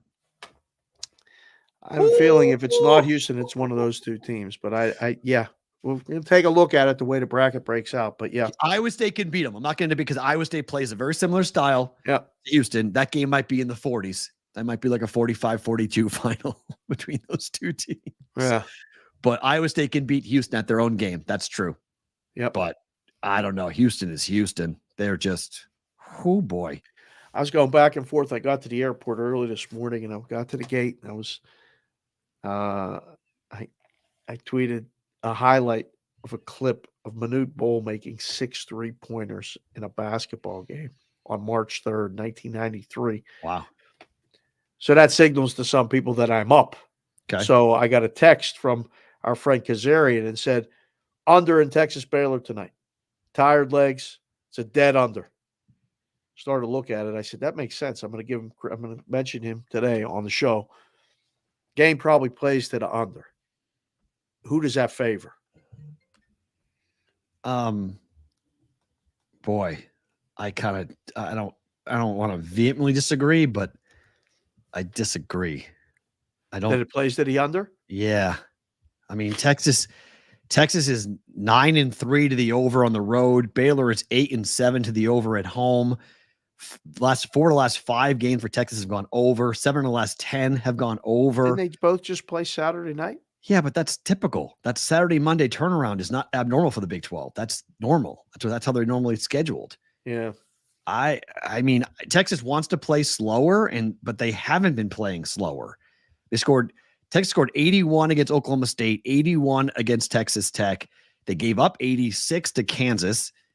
The game against Kansas State went under because of Kansas State. They scored 82 against Houston. Houston scored 82 against them, rather. Scored 94 against West Virginia.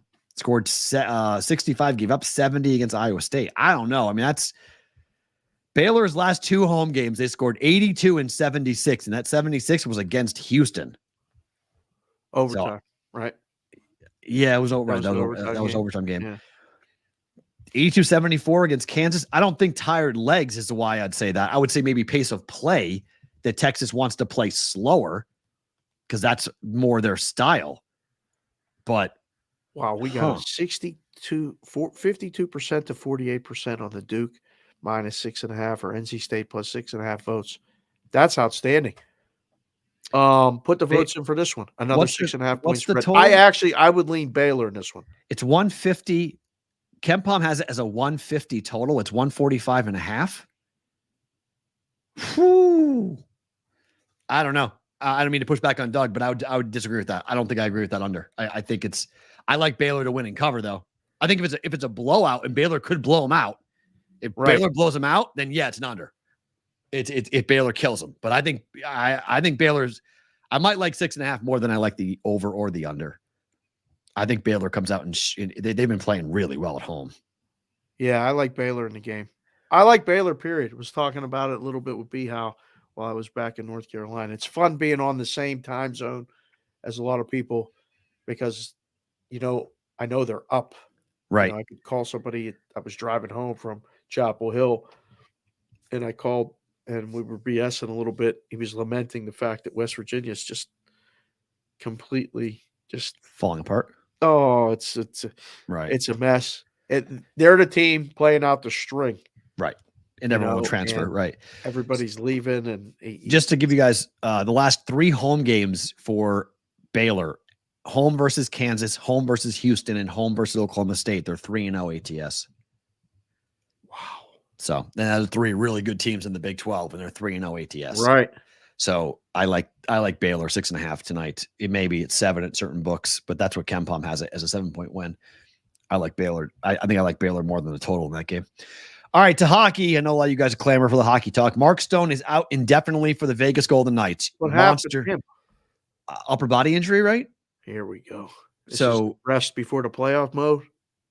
Maybe, I don't know, but they need to get right because they can't play an under game to save their lives. I don't know why they're $2 favorites against Columbus.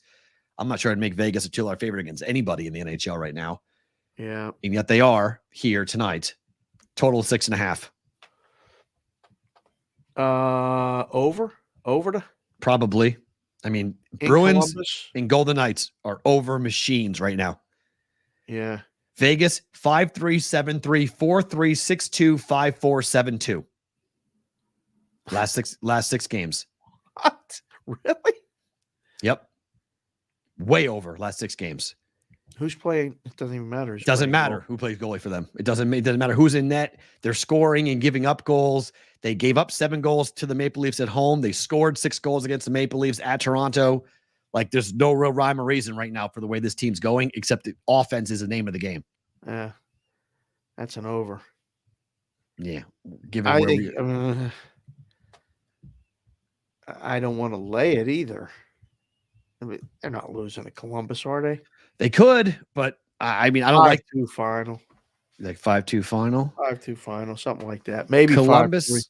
Columbus is 31-28-1 overall to the over this year. At home, Columbus is 17-13 to the under.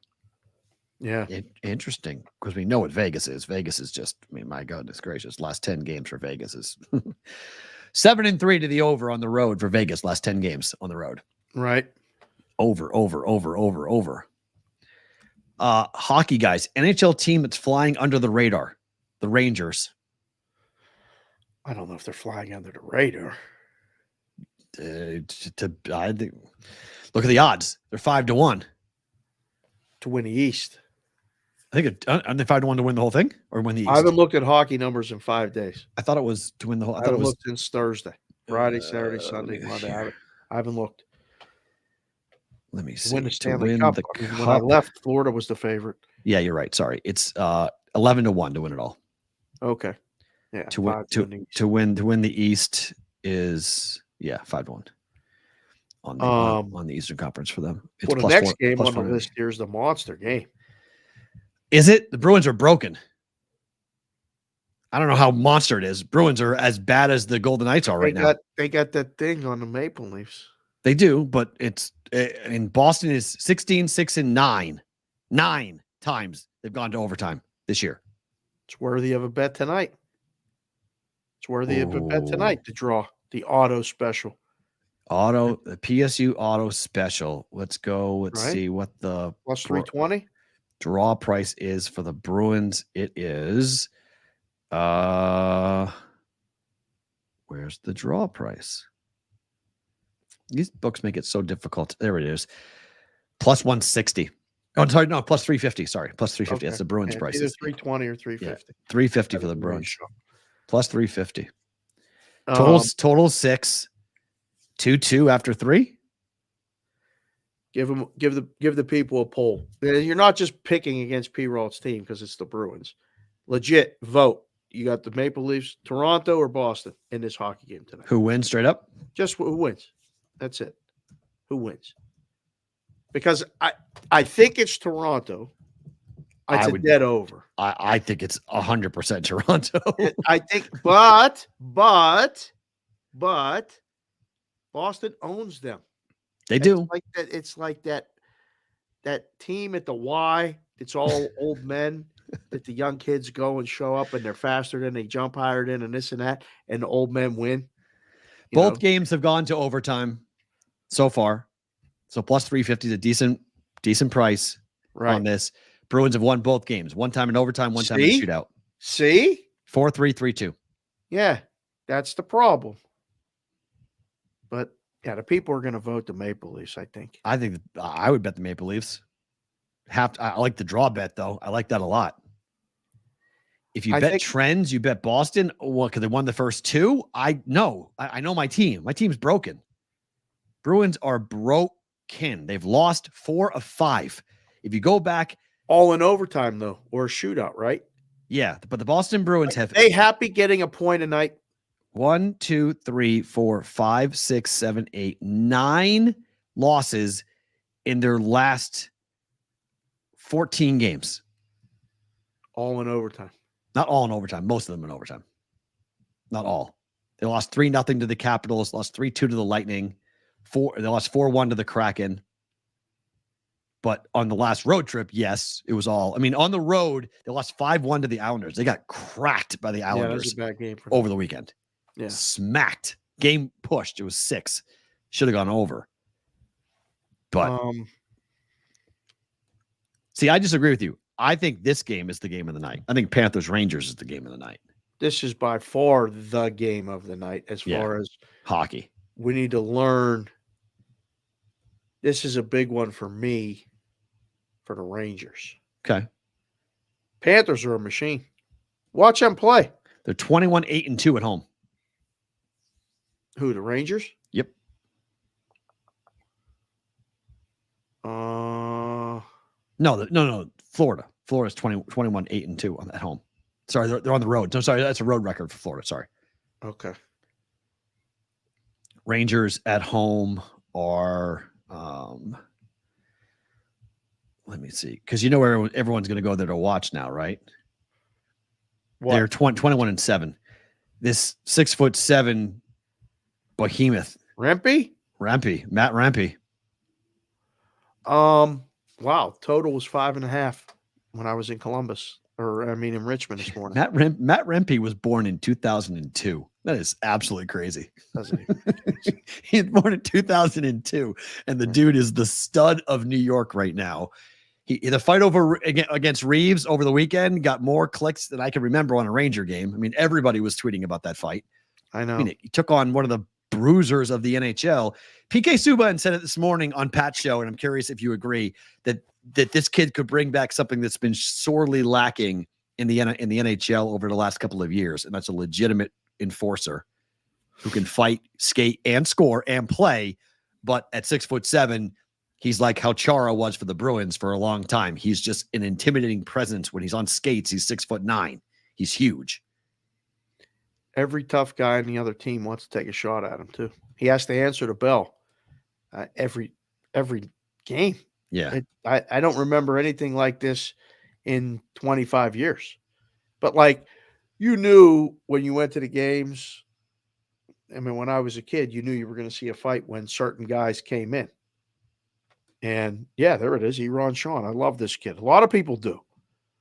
This is the game I'm watching tonight. No matter what Foster says tonight for Sports Grid and what's going to be on the rundown and how many people watch hockey, he's going to ask me what he watching. I'm watching Florida and the Rangers. Yeah, 100%. This might be the Eastern Conference Final. Mm-hmm. All right. I got to see if Florida withstands that first 5 to 8 minutes. Okay. It's probably Florida's game. I like the Rangers, but again, I think this game goes over. Easy. I mean, look. It's 5.5 this morning, and I texted Kazera, and he said, what about the game of the night? And I was like, the game of the night? I couldn't wait to hear what he said. Thought he was going to give me like OKC and the Lakers. He's like, no, your hockey games are the game of the night. Florida and the Rangers. I was like, oh, you're a hockey guy now. Dead over. I like the over too, but look, the Rangers are about to get a lot of attention in New York. The Nets suck. The Knicks, Brunson got hurt. We'll see how serious it's going to be. Okay. They say it's a bruise, but is it bad? No, they say it's a bruise. They say it's just a bone bruise, but who knows, right? I mean, right. You know, you could be just throwing that out there. He may have something more serious and not going to let on. Okay. So you got that. You've got Jonathan Quick, who just got re-signed. He's won multiple cups. Igor can be Igor any given night, can stand on his head. The Devils have kind of run out of gas a little bit, haven't looked as good in the second half of the year. I mean, the Islanders, no. They have one good team in the entire New York metropolitan area.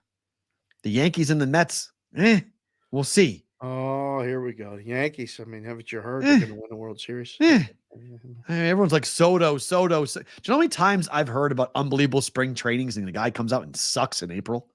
I don't care what Soto's doing. He's got 4 home runs in 5 games. I don't care. It's spring training. In Tampa. It means nothing. In Tampa. It means nothing. Yeah. It legit means nothing. When you get to the cold weather and you're playing in New York in late April, enjoy that. Like I'm going to Chicago, and somebody asked me, like, would you go to a hockey game or a baseball game? I'm like, I'm not going to a baseball game in April in Chicago. I don't care. I didn't even look. If the White Sox or the Cubs, either one are at home, I don't care. If I'm going to a game, I'm going to the Blackhawks.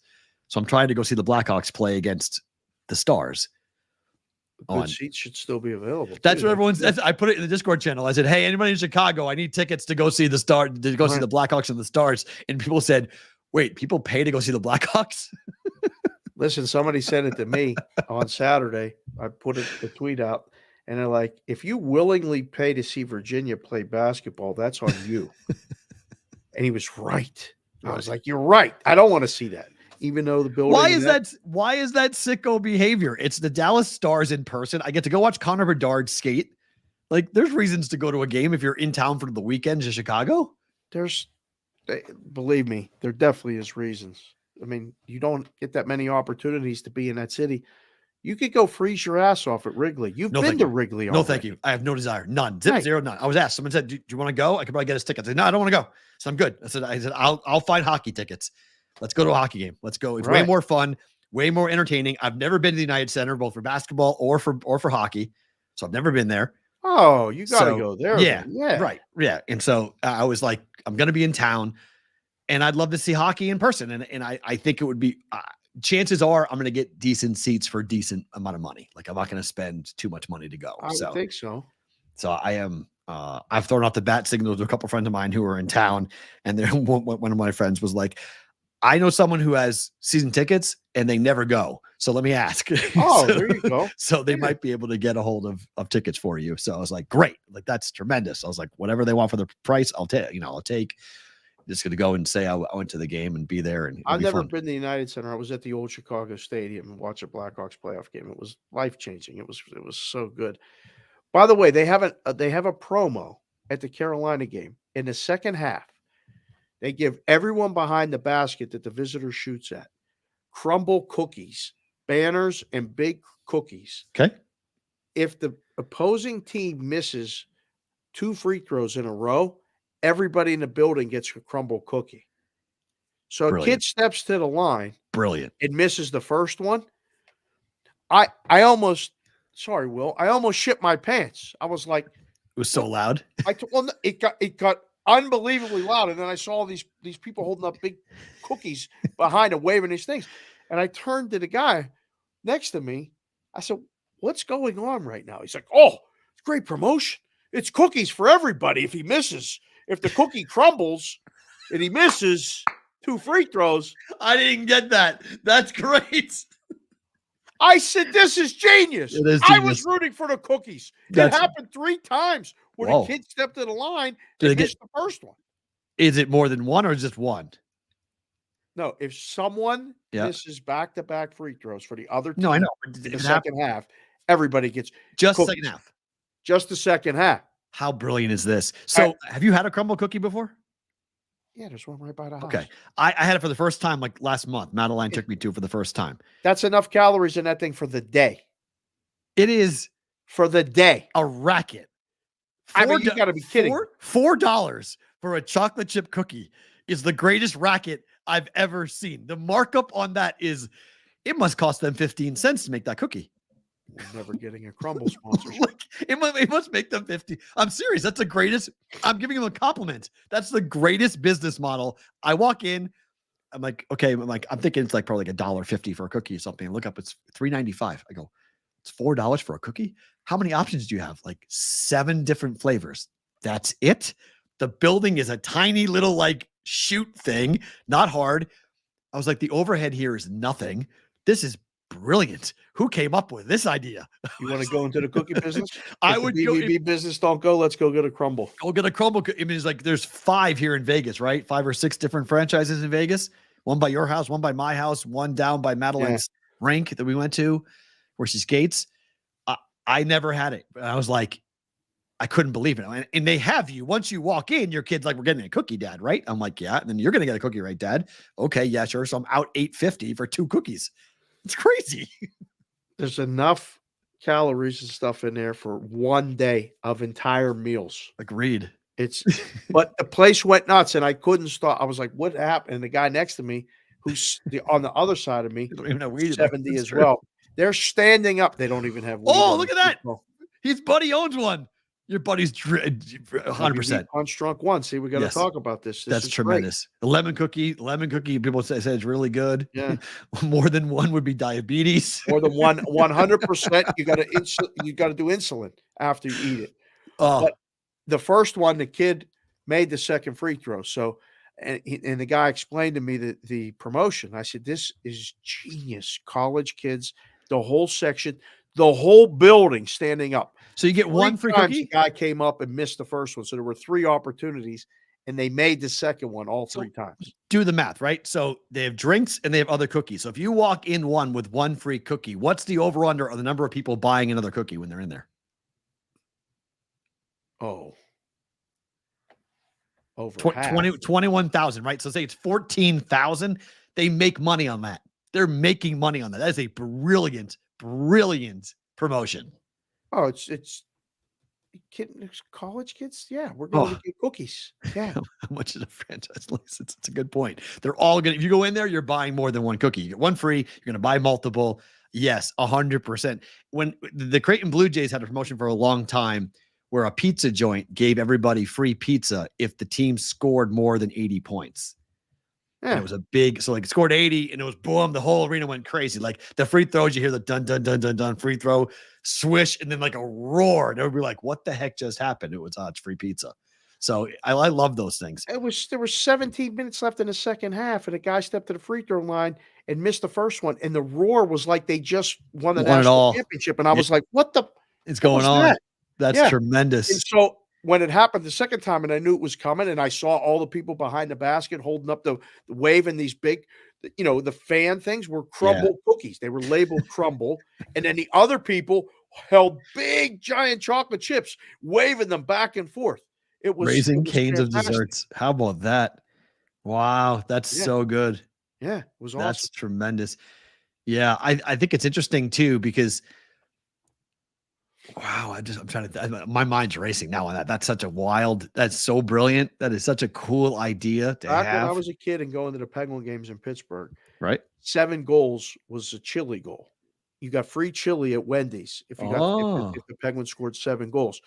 So you know how many times in the 80s, right? Games were over all the time. All the time. Like, they would get 6. People and the would go entire Civic Arena would go, chili, chili, chili. And if there was an empty net situation, the people were on their feet, standing, chanting chili to get to that 7th goal. It was amazing. Free food always wins. Shout out for the Boston Bruins. Got you a free donut at Dunkin' for a long time. Oh, yeah. Okay. That was a standing Dunkin' Donut Bruins promotion. Okay. If you gave the opposition a donut, everybody in the building got a free donut. And then I think one year they expanded it to everyone after the Bruins game. Everyone got it, every franchise. If the Bruins shut out their opponent. If you just showed up, you didn't have a ticket stub or nothing, you just got a free donut. Free donut. Anyone came in, free donut, free donut, free donut. It gave everyone else one free donut for the Bruins shutouts. Wow. Hey, that's getting the product out there.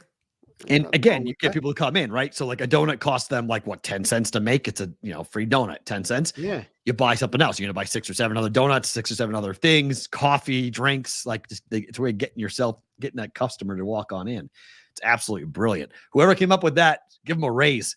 That's an unbelievable promotion at North Carolina to have that. How about this? You get a free chicken sandwich from Chick-fil-A at Suns games if the other team misses 2 consecutive free throws. Oh, that's a good deal too. That's my thing. Chick-fil-A chicken sandwiches. It's what I go to right when I get out. One of the things I go to when I stop this 30-day cleanse thing, I'm right Chick-fil-A. So the workers at the Dean Dome were walking out.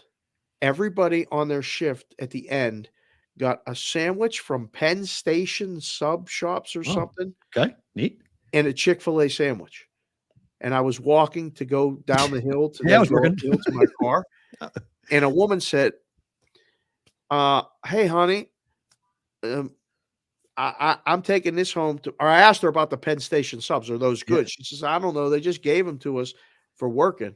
She's like, "I got this sandwich too. Do you want it?" And it was the Chick-fil-A sandwich, the chicken sandwich. Yes. And I said, "Are you sure your husband doesn't want it?" She's like, "No, I have this for him." She said, "You can have the Chick-fil-A sandwich. I just took it because they gave it to me." And I was like, "Well, if you don't mind, I'll definitely take it." So I got a free Chick-fil-A sandwich on the Beautiful. way out.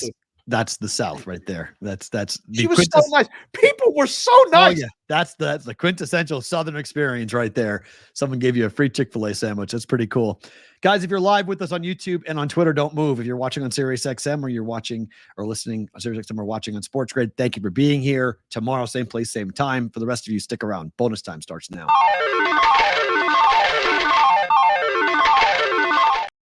Yeah, she could have Casey's. been nicer. It I was love great. Penn Station. Oh, okay. He knows. I didn't know about Penn Station subs. I got a bunch of recommendations on Twitter. Oh, it's We were not talking Roger. It's about not even a question. Chick-fil-A spicy chicken sandwich destroys anybody in the market. I don't care what anyone says.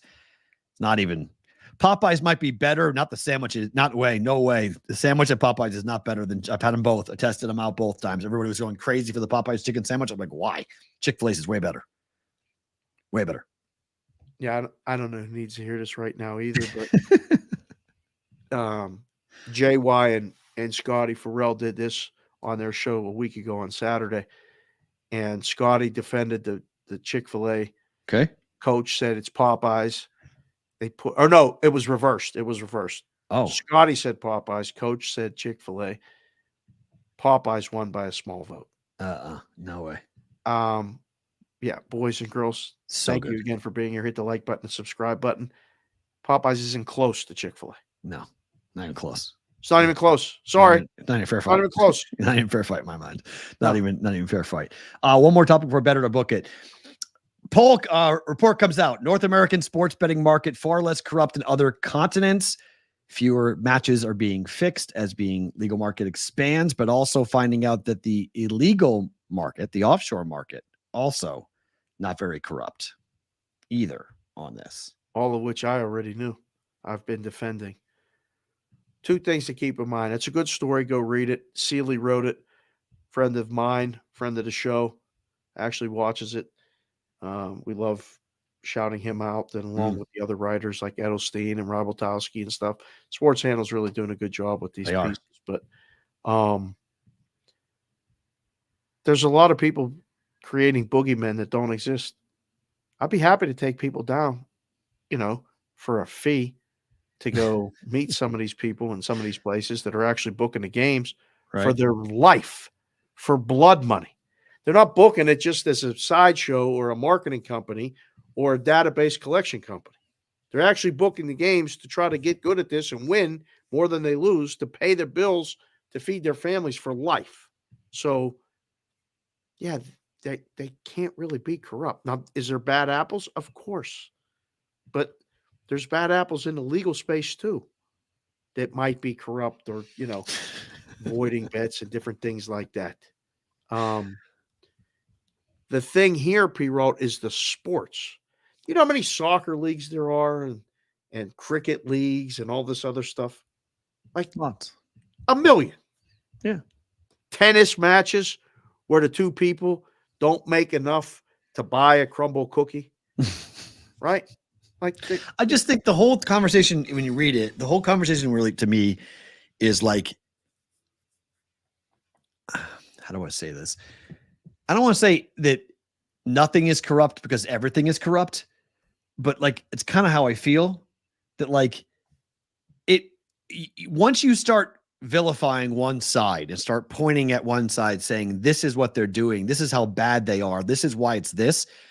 And then you go, okay, let's talk about what you think is the gold standard. And then you start pointing out what they do. And then it's like, well, wait a minute. Like, which is which? Like, right. Is this better because they pay their taxes? Is that the only difference, that they pay U.S. taxes? Because they might be ripping people off just as aggressively as this offshore company might be ripping people off. So which is worse? And now we're in the area of debating which is the worst act instead of corruption or what's corrupt and what is not corrupt. So it's better just to like sit back, enjoy yourself, and don't worry about it. Like just once we start scratching that, once you scratch it off, we're not going to like it 99% of the time. No matter what the company is, you aren't going to like it, what's going on behind the scenes. That's very well said. And people tend to get all pissed off about that, but I tend to just go look at, has the NBA had problems with refereeing? Yes. Has the NFL had problem with people gambling, players gambling? Yes. Are there isolated incidents? All the time. Are fights fixed? Sure. Are there mass-wide corruption? Is everything we're watching fake? No. It happens, and so when something small happens, all of a sudden it's the entire body is sick. Right. No, it's just one little thing that it's one blemish, it's one problem that happened, and we just immediately jump to, and everything must be fixed. Correct. Tim Donaghy was right. The whole NBA is fixed. No, it's not. It's not. Games aren't fixed. The books don't know. All right. No. Oh, Vegas knew. No, Vegas didn't know. Yes, some sports books will take your money. Yes, some legal sports books will take your money too. Like some legal sports books make it impossible to get a payout. That too. Like they slow pay you. Like the offshores slow pay you, the paper heads stiff you. Yeah, that happens. Others don't. So yeah, I mean, bless you. I wish people would be more willing to understand that there's so many different things going on in business, in government, that like you just have to kind of accept, or either you reject it all or accept it just for what it is. And trying this idea of like, you're bad. No, you're bad. This is worse. That's worse. I don't know. It gets to be a finger pointing game. And that's no good. All the finger pointing is just like, know that what you said is probably true. There's a level of corruption in almost everything. And some point, like it's just truth. That article is good. It's a commercial for Sport Radar. And I'll never forget that movie with Will Smith and Gene Hackman. And I can't remember the name of it. Enemy of the State. Right. Where his wife said to him, "Who's watching the watchers?" Mm-hmm. In this sports betting stuff, it's a question every day. Yeah. When you get bets, why are they betting this? Who does this, that? I had an epiphany over the week last week and talking to somebody back east about this. Took bets for 20 years. I didn't care why anyone bet anything. Right. I never did. So like hearing the content space talk about this and that, whatever. I mean, like, we reference trends on here and there's different things. It never mattered to me. I just needed to move the number. I just needed to take the bet, move the number, figure it out, and sometimes learn stuff and figure out why. I was looking at this past weekend was the rugby stuff. Right. Here, Vegas. Yeah. And I thought, man, I remember when we put that up, I read articles for 2 days about the scoring and why this was different. And I tried to educate myself best I could. And I put up numbers and weren't sure. Like, it's okay. Just accept it rather than, like you said, point and say, this is bad, this is good. Well, wait a second. If this is bad, why is this good? Right. And that good might not be. Way, why is it better than that? Why is that? Hold on. It leads to more questions. Just learn. Amen. Time for Better to Book.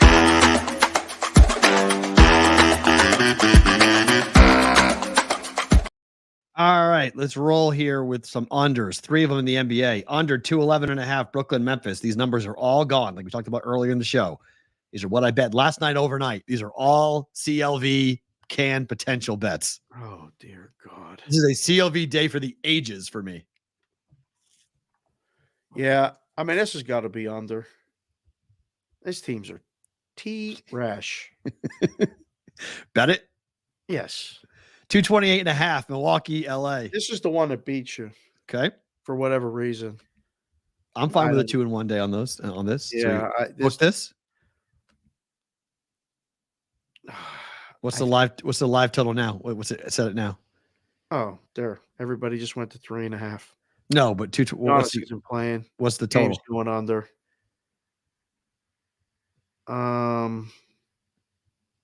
Yeah, I'll take my chances. If I was booking it, I'm booking this one. 220 what? What's it down to though? 224.5. 4 points. So I have 6 points, 4 points, and 6 points. Under Portland, Minnesota, 212.5. Bet this. Okay. Blowout. I'm Trash. Portland Trash. team total under. Okay. Go with that. 2 tournament bets. The Atlantic Sun tournament begins today. Kennesaw State minus 2.5 against Jacksonville. Come on, bro. Better to book it. Just got off a plane. Are you serious? What Yep. time is this game? Of course I'm serious. These are tournament games, baby. These are fun. What time is this game? This game is set for 7 p.m. Eastern time. First game of the day. Eastern time. What do you got? You're laying it? Kennesaw State laying it. Yep. Laying 2.5. It was 3.5 down to 2.5. Book it. They beat Jacksonville. They beat Jacksonville on the road by 4, and they beat Jacksonville at home by 5. Now it's 2.5. Wow. Actually, Now that I tell you that, no. This might be an over adjustment. It was bet down. It was 3. It's going down. Yeah. They're coming on Jacksonville because it's hard to beat a team 3. The whole stupid adage of beating a team 3 times. Here we go with that. Hard to beat a team 3 times in 1 year. God. I'll stay with the book it, but now I don't. Now I don't like it. Florida Gulf Coast laying 3.5 against Queens. It's the second game in this tournament semifinal. Bottom teams are home in this, so they're playing at home. You're laying 3.5. Bet it. They beat Queens by 9 at home last week, and they lost to Queens by 3 on the road. Which team are the Dolphins, J-Dow bets? The Queens Dolphins, right? Florida Gulf Coast is Dunk City. Florida Gulf Coast is in the Dolphins, right? Do you know what state Queens is in? It's not New York. North Carolina? Okay. I knew it wasn't that. Give me. Yes. That's Queens, North All right, Carolina. Jacksonville's the Dolphins. Okay, Jacksonville Dolphins. Thank you. Okay. There we go. Thank you on that. Jacksonville Dolphins. It's in Charlotte. Queens, North Carolina is in Charlotte. Queen City. Charlotte makes sense. That's what it's called. It's called the Queen City. I thought that was Richmond. I thought Charlotte was the Queen City. No? Oh, maybe it is Richmond. I thought, because I saw shirts at the airport this morning. Charlotte, no, the Queen City. Charlotte, North Carolina, the Queen City. Yeah, that's their nickname. I did not know that. What was that? What's Richmond's? Richmond, what's Richmond's nickname? Because I think there's what's their nickname? They are I don't know. The River City is Richmond. So you were seeing a Charlotte shirt. Cincy's also the Queen City. Interesting. So multiple Queen cities. How about that? Okay. How about that? I did not know that. Nor did I. We did the one super chat that we had that came in today. Thank you for that already for our guy Sonic on the brigade birthday is on the 25th of April. We'll keep track of that and be watching for that. Favorite thing about today is what? So referenced it before. If you want to post a video again real quick right now of Mikey Awesome. Sure. If you have it. Hey, just checking in from Portsmouth, Virginia. It's the Bet Rivers Casino, Bet Rivers Sportsbook, and the Rivers Casino. It's great. Hanging out back east, got to see Big Consig play, and then, wait a second. Who's this right here? Look at this. What's up? That's right. That's BVB, Mikey Awesome, Aaron Awesome, hanging out at the Portsmouth Casino, Rivers Casino, Virginia. You never know, boys. We might be out here for a show. See ya. So cool. We hang out a little bit. It's the first time either one of them have been in that casino. Oh, wow. They don't live far away, but it's the first time they were there. It's Aaron's first time ever in a sports book. Wow. And she sees all these screens, and now we talked for 3 hours over lunch/dinner, and I learned a lot about both of them. It was great conversation. Shared some really interesting stories and different things. but I learned that she's a football fan. She's not a big fan of a lot of other sports, but she loves football. Okay. And her dad was a huge Washington Redskins fan. So she's like, I don't even mind the name Commanders. And we had a nice 15-minute discussion about how they shouldn't be named the Commanders and Redskins, blah, blah, blah, blah, blah. It was great. So we're sitting in the book, and I'm trying to explain how things work to her. So we go up to this other side of the book. They have 4 banks on the one side of 10 kiosks apiece. Wow. 40 kiosks. 10, 10, 10, and 10. Oh, no. On one side, it was 20, and the other side was 20. Okay, so, it was 10, and then space, and then 10. Oh, no, there might have been one on the other wall. Either way, there's more kiosks. There were 2 writers, and that's all they were going to have. The hours of operation there are from 3 p.m. to 11 p.m., which is basically noon to 8 during the week. Wow. That's it. They're only open 8 hours because there's not that much foot traffic. So it makes sense. So I show her what the kiosk is, and she's like, how does this work? So I pull up the kiosk, and I pull up the Knicks are playing the Cavs in game, and then the Oilers are playing the Penguins last night. So I go, so you pick your bets, right this, and then you hit print ticket. And I said, they're replacing human beings. Ticket writer job's going out. It's not, everybody's going to use kiosks. So I type this parlay, and I don't have any money in there. So I pull out a $5 bill, and I put the 5 in, and it's a 3-game parlay. Okay. Prints out the ticket, and I say to Aaron, here, this is for you. Put it in your back pocket. Wake up in the morning and check it, and then you have a reason to come back if it hits. Mikey, awesome, this morning. Text me at 5 o'clock in the morning. Did you make it to the airport? I said, yeah. Did you check the ticket? He goes, holy shit, it won. It was a 10-1 parlay. Beautiful. $5, in the 50 bucks. There you go.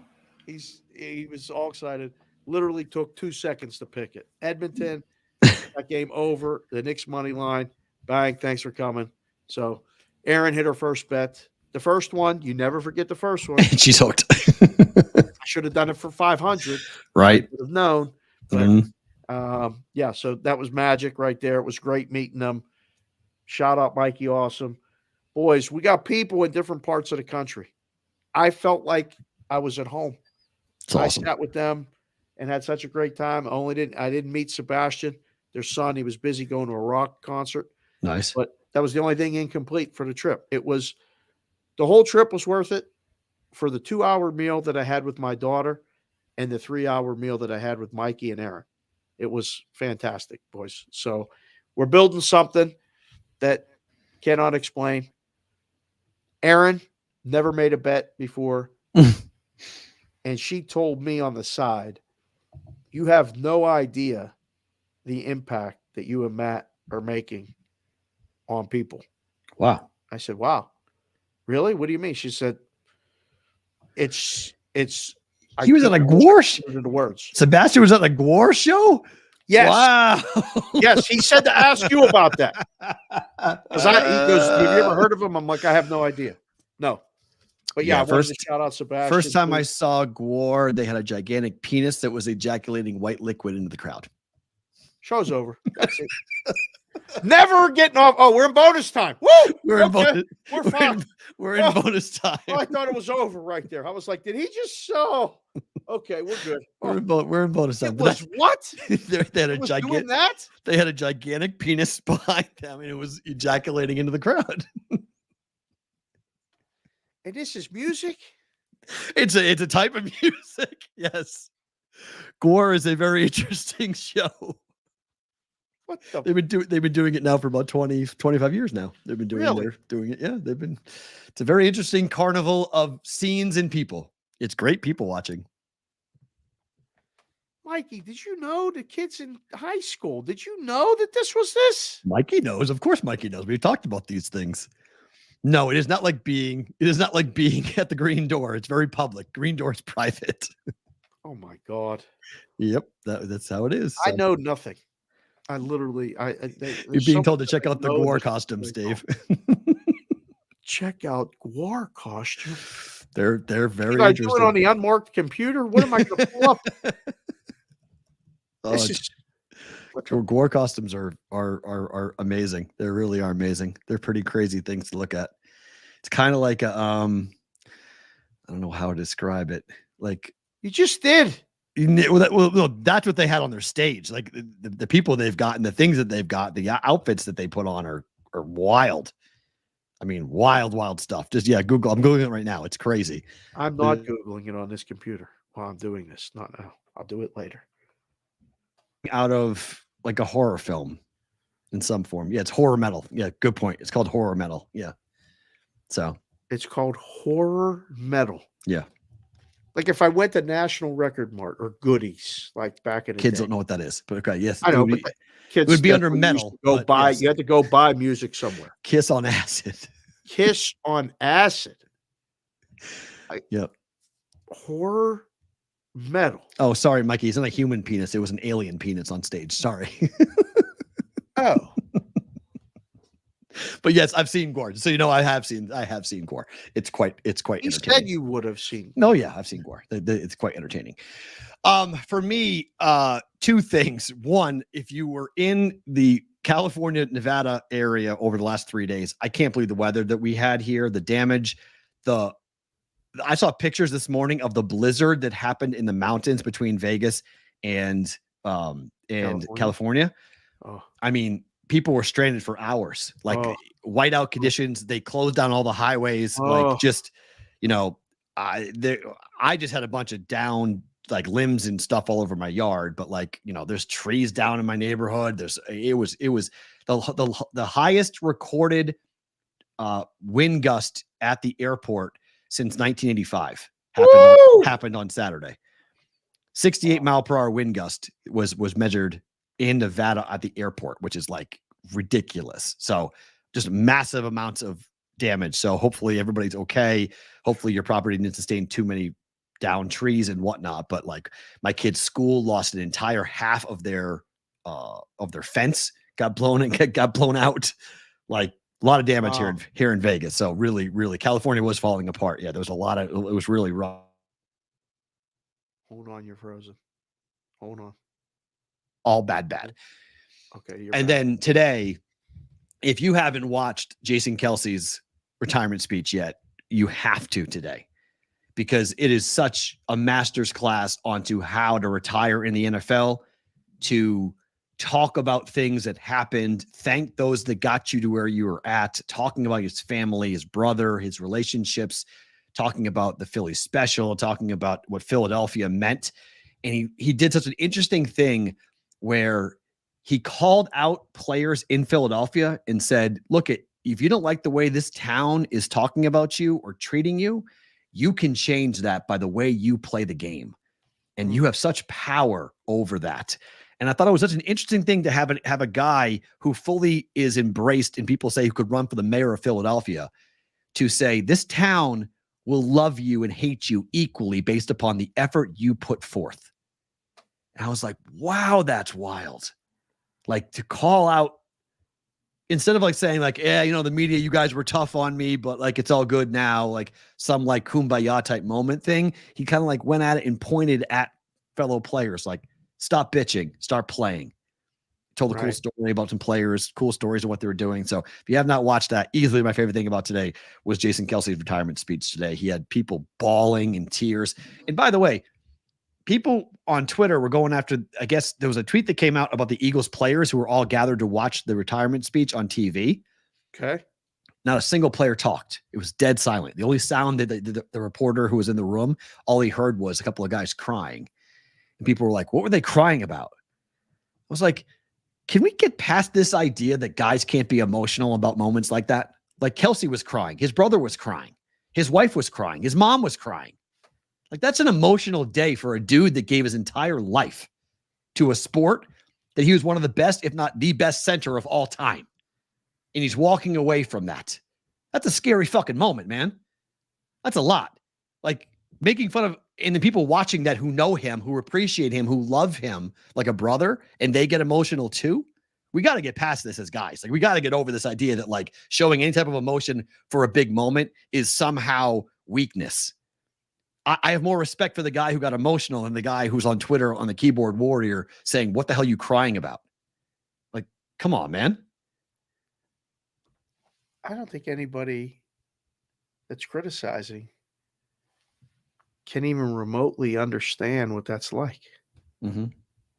You were arguably one of the best guys ever at that position to walk the planet. You have to stop playing. You're choosing. Doesn't have to. He's choosing to. Well, no. I mean, you know that you can't play at that level, or you Right. don't want to make that commitment, or whatever it is. You have to walk away. That's hard. Yeah. Like, if you don't, I don't think you can criticize a guy for caring too much. Or his teammates caring. I mean, that's a big moment. It's a big loss. It's a leader walking out. It's a leader who's saying, and then he just went on for like 20 minutes, but the stories he told were incredible. Like, it's just, if you haven't watched it, I highly, highly, highly recommend going ahead and watching that. Easily my favorite thing about today, Jason Kelsey's speech today. That family just, right now they're everywhere for a good reason. They're doing a lot of things right. The Kelseys are. Guys, thanks for being here. Do us a favor, hit the like button, subscribe button, all the fun stuff. We are going to be back tomorrow. As always, full week. Dave's back, so we're here. Same place, same time for a Tuesday's BVB coming at you tomorrow.